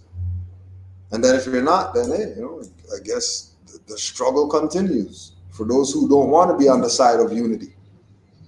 For those who want to be the nitpickers and these Moors exercising their right, they're criminal, but these people kidnapping people's children, putting them in different homes, and then they're dying in different homes. They're not terrorists. Never see their parents again. Never see their parents again. But the people who stole them aren't terrorists. And then the people who went to Africa and then adopted children and then brought them back here and turned them to girls and all that stuff, they're not terrorists. Right? Everybody who's active is a threat to or anybody who exercises rights, let's say, is a threat to colonization. They're a threat to imperialism. They're a threat to those who, like Brother Fonte said years ago, they're losing power all over the planet. Because people are waking up everywhere. Even their own people. Even their own people are fed up. Even their own people are saying, you know what? It's enough. This is enough. Right? Not only are you violating your own, but all these innocent people that never did anything to you, and you're violating them too. Something's wrong here. Right? Something's wrong. Oh, and the book again was the Indian slave trade, 1670 to 1717. The Rise of the English Empire in the American South by Alan Galley, Gallay, Alan, Alan.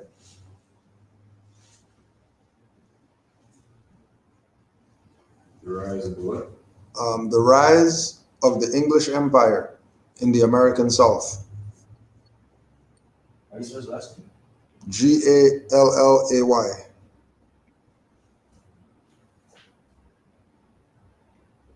And again, use discernment because there's all this colorable language up in here, Indians and blacks and whites and all this stuff, but Spanish and whatever.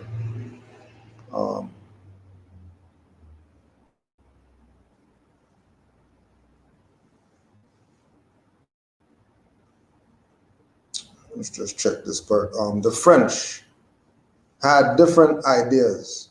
Their goal was to push the English out of the Mississippi Valley As with the Spanish and English, the French at first believed only in exclusive alliances with the Indians.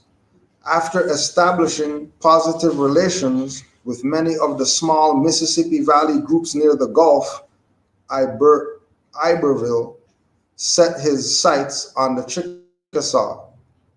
As the chief slavers of the region, they disrupted French hopes of peace and stability. The French hoped to unite the Indians in harmony with themselves as mediators of differences among groups, to present a united front against the English. He tried to lure the Chickasaw from the English through presents and trade, for without allies like the Chickasaw, the English could have little influence in the Trans-Mississippi. The English base in Charlestown was too distant to sustain their traders without Indian hosts. Iberville promised the Chickasaw merchandise at 1/4 less than the English could provide, and stated that the French would purchase not only deer skins but buffalo skins, which the English would not take. He warned the Chickasaw that the other Indians of the region were now friends of the French, and if the Chickasaw did not break off trade with the English, he would arm their enemies and they would be able to hold out against so many Indians equipped to fight them. Right? And then you could relate that, right? You could relate this here. He warned the Chickasaw that the other Indians of the region were now friends of the French, and if the Chickasaw did not break off trade with the English, he would arm their enemies and they would be able to hold out against so many Indians equipped to fight them. Okay, look at that in the context of the rise of the Moor situation. With all these other Indians who are now siding with the colonists who kidnapped them, right?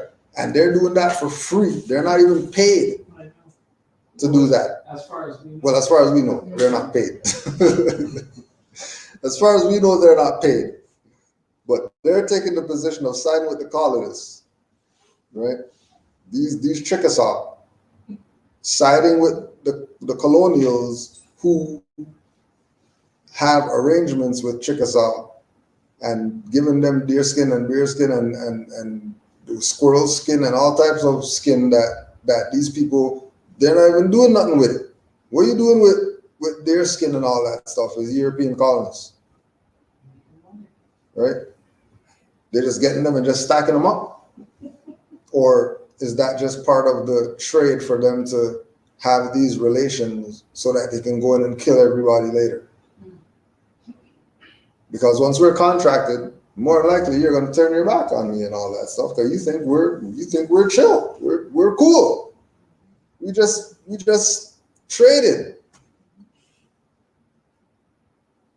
but they weren't cool. They had ulterior motives. All right. The Chickasaw were understandably apprehensive about both the French entry into the South and the English desire for slaves.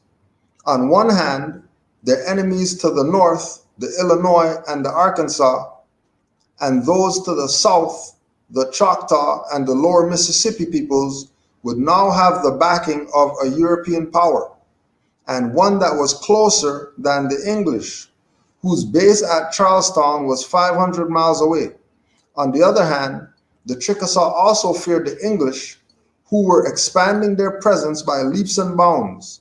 An English trader to the Chickasaw threatened to induce the Concac and Alabama to attack them if they allied with the French, right? So the Chickasaw, fearing the English, because the English told the Chickasaw that, well, we have some of your enemies on our side.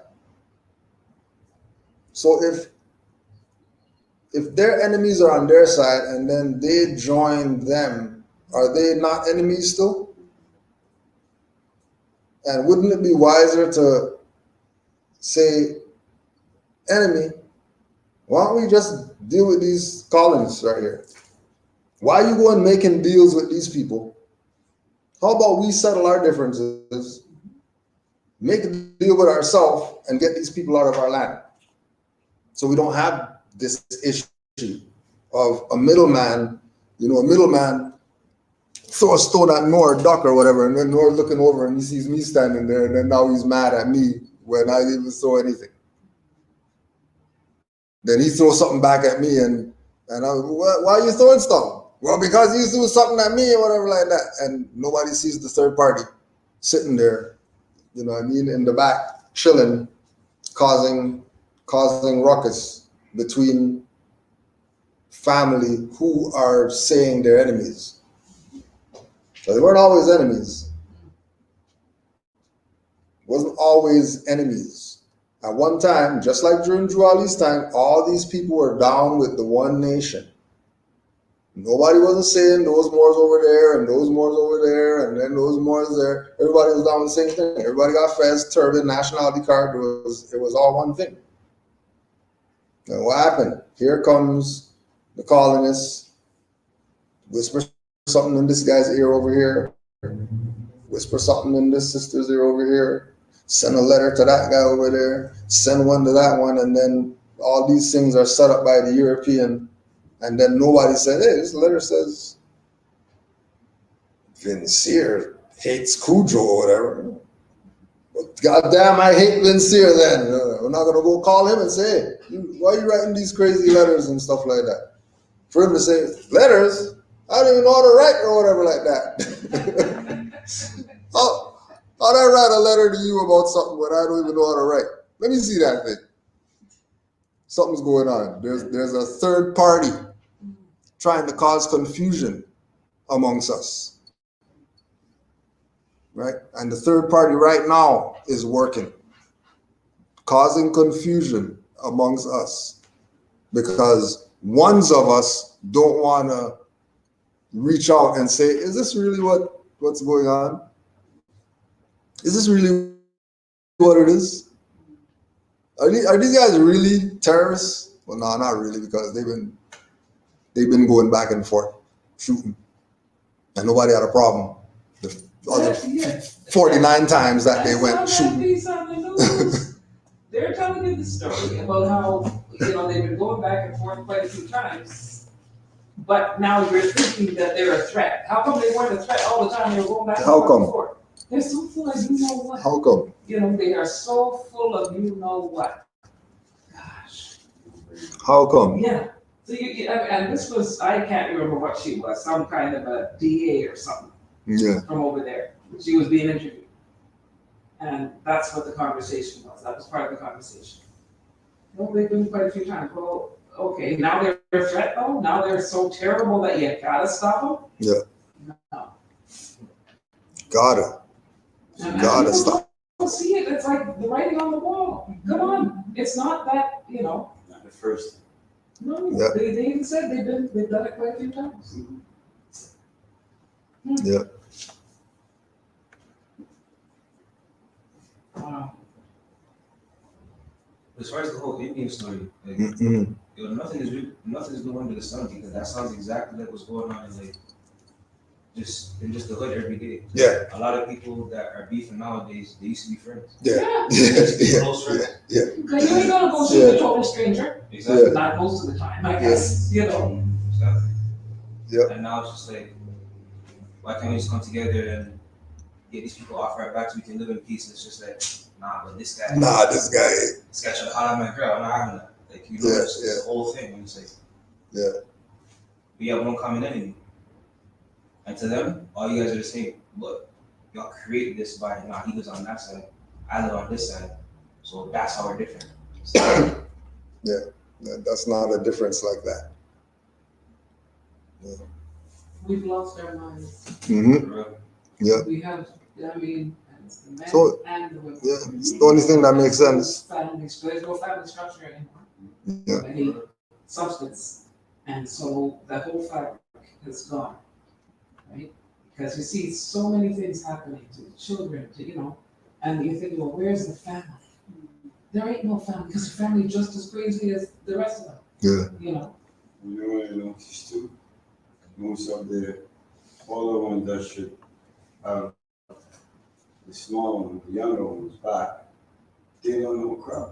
Yeah. They don't really Yeah. care. They lost their minds, They're finished. They don't even care.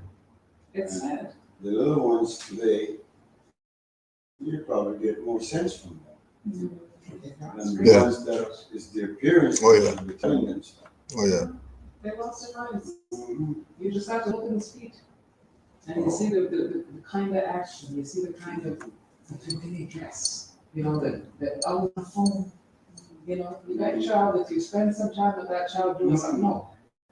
They got, Child in the arm and the phone sticking here and the back here and then not letting go of the phone. it's all, yes, it's all, and there's so, even if you're gonna put something on now, they got their children making YouTube videos, selling products. They go, taking them to Walmart or whatever, and they're going through all these toys and whatnot. That's not a child's fun time. This is not right. It's a whole spider web of corruption and ignorance and this kind of thing. Yeah. It just keeps getting worse. Yeah. These people they're asleep. Yeah. They're really truly asleep. They don't question anything. They just go with what they're told, and they keep perpetuating the same old madness. And the babies do it because they're being brought up in this kind of a culture. I was talking to a lady one morning. I was traveling along to, for some reason I went to the garbage first. She stopped me and she started talking to me. It's about an hour and 10 minutes. I have to even go inside for my black glass and come back. Because she really, what her problem was, her son is 7 years old, asking her some question, and she don't have the answer. She don't have the answer. One of the prime one was that, Mommy, they teach me colors in school, green, red, blah, blah, blah. But my color is not black, and they calling me black. That was one of the questions. Why they calling me black, Mama? And this is not, I know green, I know all this color.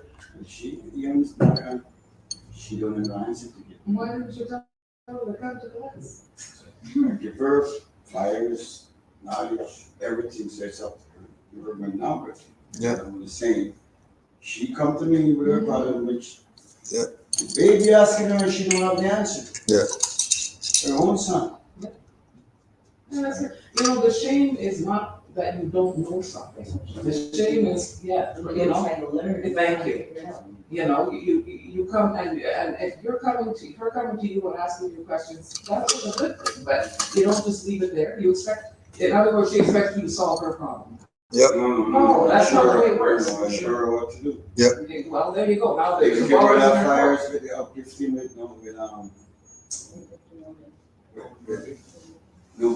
Jolly, with the uplifting, following the humanity and the humanitarian on the womb, and I break it down to her to show her, see, the baby that comes from your womb is telling you now. Straight. What's going on? a lot of people don't really want to know. Yeah. They But want she to, seems to they're want to know. disturbed at the fact that they That's why we don't know. spend that time talking. Well, that's She's not right. one of those. And hopefully she Because I will. could understand. Why would you spend an hour and 20 minutes? If you don't want, me to leave. yeah. And tell me to go for the book. And I go for the book and come back. Because the thing is, it started out by, sir, you take the vaccine, you're not supposed to take it, I said, don't you say I don't ever wear a mask? He said, good. That's how it started. That's where it all started. Or not the vaccine. See, vaccine led to the birthright. Right. That's Maybe she'll come to class. Who knows? Yeah. We'll see. Before, We'll see. but we never interact. Yeah.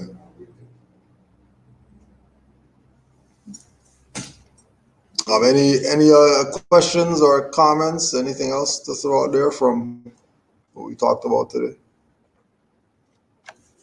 I think this is kind of like an aside, but it's indirectly related to what we've been talking about, the historical stuff. You know, it's about divide and conquer. It's about keeping the public dumb. They keep dumbing us down more and more and more. This is true. Let's face it. Mhm. You got spell check, you got Grammarly, you got all this stuff, so you don't even know how to, you don't need to learn how to read or write or, just be dumb and follow the rules, Yeah. right? They got us to the point with this pandemic where, a few weeks ago, when everything was shut down, people are lining up all around the block to go into a store, and it's not for food. Yeah. It's not like, oh, I have to have something to eat. It's to go to places like Winners. Mm. Now, when you go into Winners, you ain't going for a specific thing. You're going to browse and shop. Yeah. But they make you wait outside, right? They make you wait outside for the privilege to come in and spend your money and make them even richer. And the people have never, the whole problem with humanity is that we've never understood that we have the power. Mhm. We don't need winners.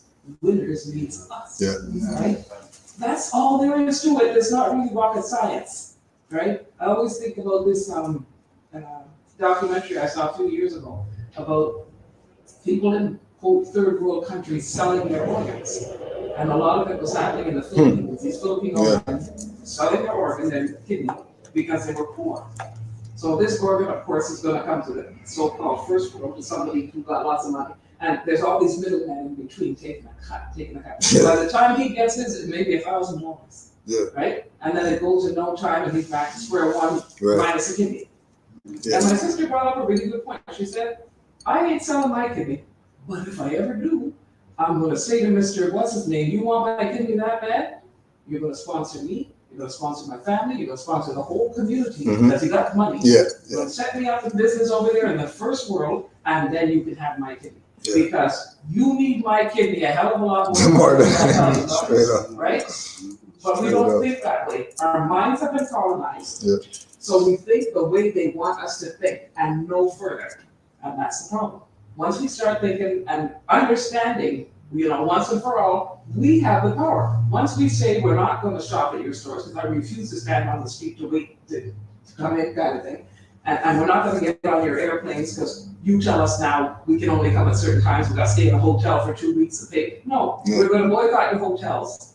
We're shutting it all down. We're not spending a cent. We're not going anywhere. Watch how quick the pandemic will become obsolete. It's done. Yeah. But we don't get it. Yeah. Oh no, I'm gonna go get my needle. I gotta get my second one pretty soon. Yeah. And I was talking to the Uber man coming up here.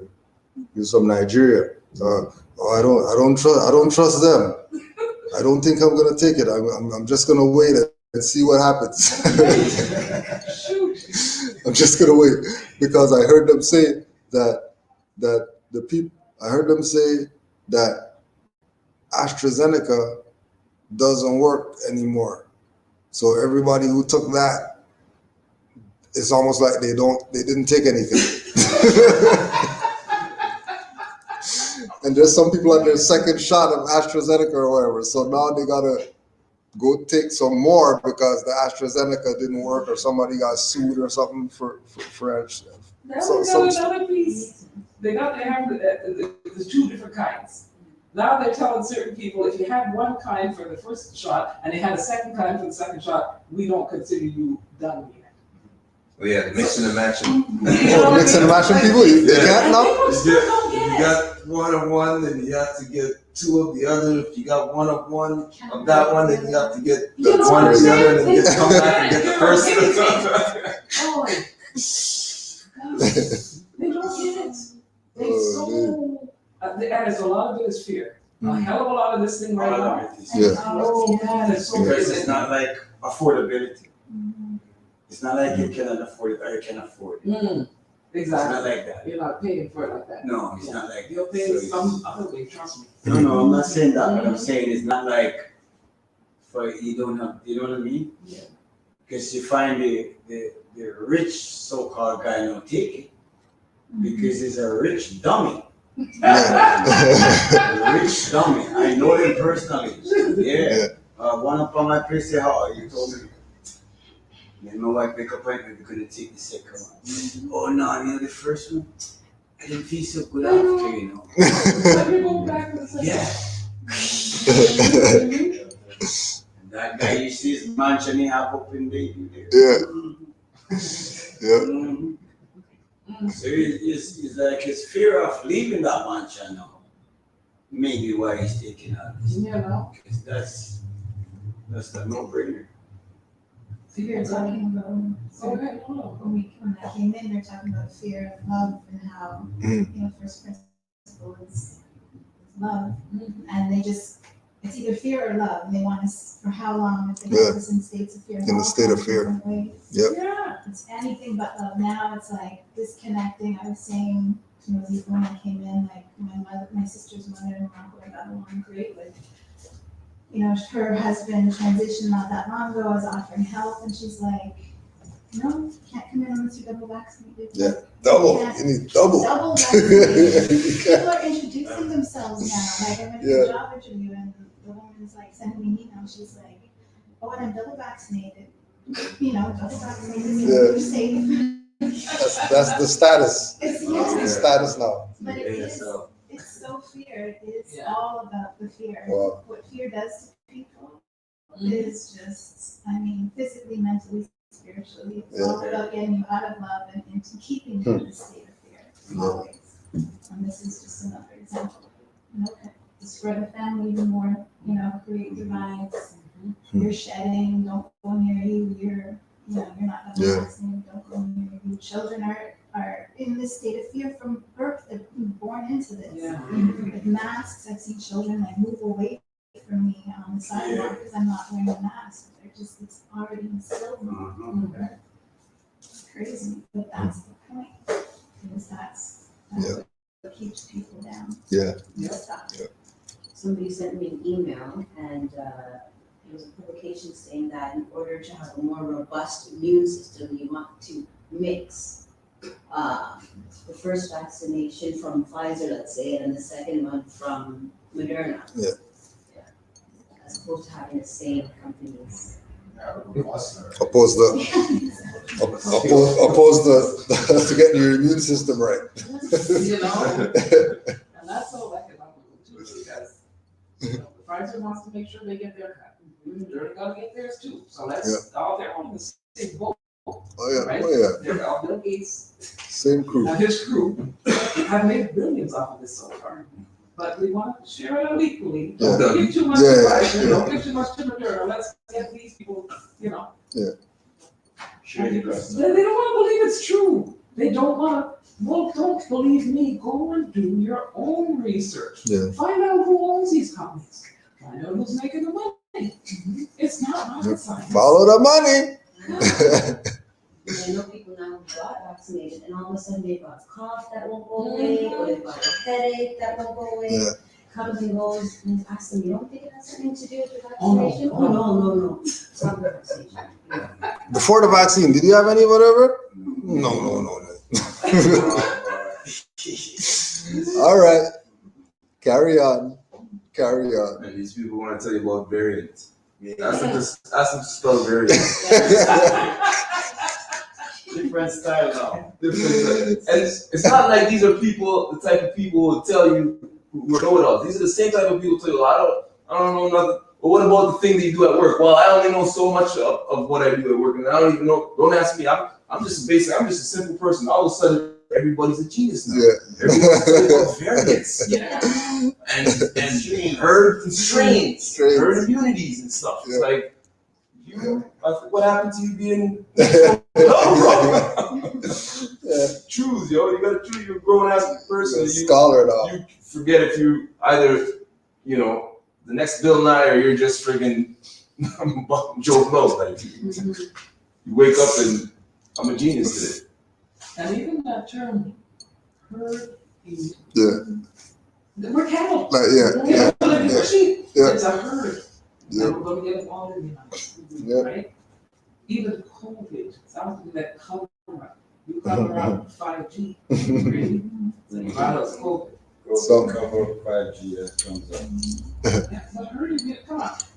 Why are you going to allow yourself to be associated with livestock? Well, I mean, if there are crabs in the bucket.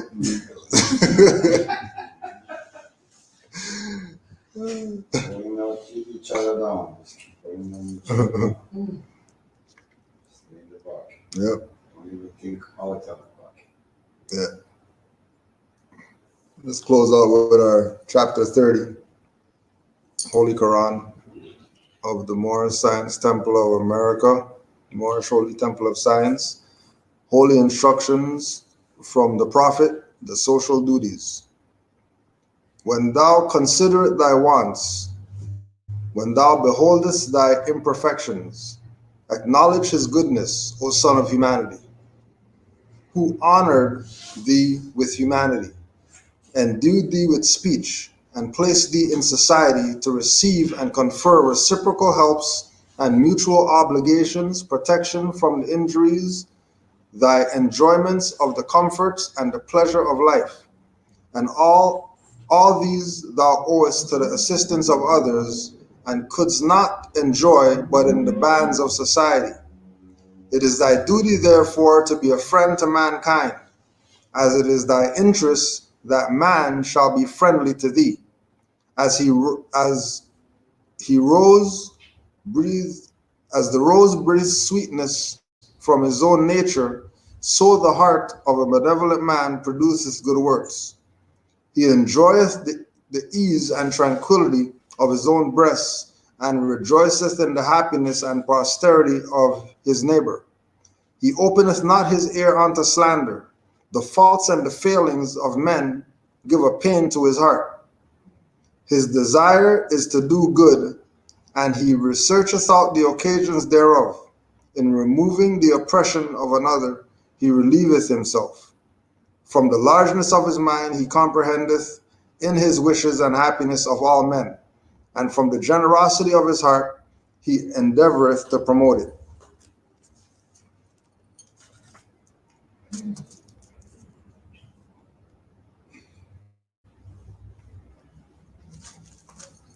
Any closing questions, comments? Yeah, my cousin and I were building on this yesterday, number 4. So he enjoyed the ease and the tranquility of his own breast, and rejoices with his happiness and prosperity of his neighbor. So we're just building on how, more is coming into this movement where, we have an obligation to let people know what's going on, right? Mhm. So, we're bringing love with what we're doing, right? So we know it's like another level of thinking, like, this is crazy. You share with another brother and sister, and then, but then you would think that person would want to give you the gratitude back. But what I've been noticing nowadays is the opposite. Like, you go give the information out. So they think that they're better than them. They think that you're better than them now, the ones that don't know the information, right? So now they're looking at you like, no, this guy, you're looking at them now like, I hope you get it so you can be exactly this, right? So you can prosper. Yeah. Yeah. You know what I'm saying? Because I would hope that you can prosper and know something more than I do, because there's a lot to know, right? But it's the opposite right now. Yeah. I've noticed that I've experienced that personally with people that have watched me grow up, and I'm looking at them like, this is something that you've never known, and I'm like, in my heart, I'm thinking like, this is great. We're building on this. This person's gonna get it. Yeah. Maybe he's gonna learn something more than I do. And Yeah. We're gonna build, but it's the opposite. It does not. The straight hate and slander, and it's just straight like, I don't want this information. Like, there's a thing of, it's because it, like the ego. Yeah. So they feel second. Right, so it's a secondary. Yeah, I'm getting leftovers. It's like, well, it's not just you get leftovers from me, it's leftovers from hundreds of years of stuff to a certain group of people. Mad at me. But I didn't know at one point, you still don't want to know. You parents don't know, a whole bunch of people don't know. So You're supposed to see them. ego does that, right? I mean, it's like, okay, just this one person, I'm competing. It's you and me. Yeah. Even though there's a whole world out there, and for 1 and 2, why are you competing? It's just Yeah. Right? It's just knowledge. It's easy to pick out now in society who's willing to be open-minded and who's not willing to be open-minded for us to foster. Yeah, and it makes me think too, is like, I think people are convinced that the more truth you gain, is the more stressed your life is gonna be, and you have so many things on your mind, and it's gonna bring you away from peace. In reality, as the verse says, it's the contrary. And then meanwhile, they're hunting after fiat dollars, and then fiat, in my opinion, is neutral to your peace. It's up to you how you want to live. It doesn't, fiat alone on its own doesn't necessarily bring you toward peace or away from peace. But according to Yahshua, according to Quran and Mecca, according to all these people who they claim they love and they worship or they whatever, always reminded them, gain knowledge, seek ye knowledge, the truth shall set you free. Man is unique amongst Allah's creations. He has this type of mind to do all this mental stuff, do the stuff. Keep thinking, never stop thinking. You know what I mean? Your mind will, you'll all this stuff, and then they forget that, and they become fearful of that exact thing. You know what I mean? Exactly. It's ironic. It's funny. It's like you can only remain that way as long as you stay ignorant. Because once you start learning truth, and then you're on the path, and then you realize, oh, this this helped here and that helped me there. But it's also too a thing of information versus truth, or facts versus truth. And then, people get caught up in facts, and the facts get overturned by truth. Well, that fact is no longer valid because the truth is this. The truth contradicts that fact that we believe up to now, so whatever. And then, I think they confuse it and they think, oh, so you guys go in there and you study facts, and then, we don't study facts. The facts is your own personal, every individual's own personal, how many facts you want to study. More study truth. So there can never be any, they say the truth needs no apology, the truth needs no record. You don't have to pay for it. So it's like, And it cannot change. and pass away. So just the people's basic concept of what truth is and how it vibrates with the human spirit. From that, a lot of people are messed up, unfortunately. I think that causes that type of response that you're talking about, Yeah. Oh no, oh shoot. More facts. Said no. No, if I bring you a fact, that's fine, but I'm not gonna force it. I'm not gonna force you to remember. I'm not gonna come back tomorrow and ask you. But if I tell you the truth, and you can't recognize that truth the same way I recognize that truth, like something wrong with you, or you know what I'm saying, get your head checked, because the truth is never really all that complex. Truth is truth. It's plain. It's true. Yeah. It's like they don't want to see us rejoice in happiness, right? And that's what I see, right? Because you're supposed to be rejoicing and happy that they know something, and then you come back to you and say, "Yo, I know this. I know more than you now, eh?" And it's like, "Yo, that's amazing." Tell me. No, I'm not gonna tell you because then you're gonna know more than me. They don't get the concept though. The whole thing about the teacher and the disciple is the teacher always wants the disciple to surpass them. You know what I mean? That's their goal. That's what they live for. But they don't see it that way. Like the ego's gotta come in and all that nonsense. So big deal if I found this. There's plenty of things you know that I don't. So let's share the information. Let's share the knowledge. It's like a guy trying to show him, like, mortgages, fraud, this and that. He's like, "Yeah, tell me more," for like almost a year. And then the year passes, and he goes, "Yeah, I have a house." So I've been excited to tell you all the information I've been studying, and you had a house the whole time, bro. Really? So this is what you had to do to the horse? Now I understand why I would drive. Next time, ask the person. Yeah, that's the sign. Do you have a house? All is grace and planner, right? No, that's the best of planners, The Islam, Mars. We might be doing outdoor next week. Just stay close to the email. If we do, it's gonna be at Christie Pitts. So keep in tune to the email with that, and what else? Oh yeah, and then August 5th, 6th, 7th, Montreal.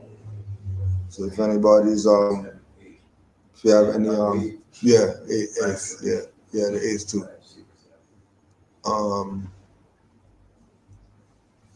Yeah, just stay on the email and you'll get any updates. Any other closing remarks? Just, the new Moors on the chat or wherever else in the world. Just remember, they're trying your weak mind, so Straight. strong mind. Yes. And we're gonna do we're gonna have the rain day for the children's play day that we didn't get to do yesterday because of the rain. So keep in tune on the email. You'll figure out about that too. But other than that, peace and love. Let's close out. And there's still some stuff in the back if anybody needs. There's containers. If you need any take home, feel free. 5 on the left, 2 on the right. Allah, the Father of the universe. Allah, the Father of the universe. Father of love. Father of love. Truth. Peace. Freedom. And justice. Allah is my protector. My guide. And my salvation. By night. And by day. His holy prophet. No mutuality. Islam was.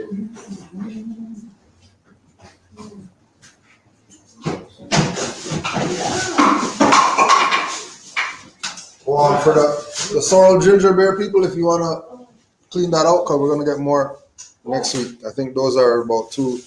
Those are at the line. 2 weeks, I think. I haven't paid for the food yet. Also, don't worry. I'm charged for the food.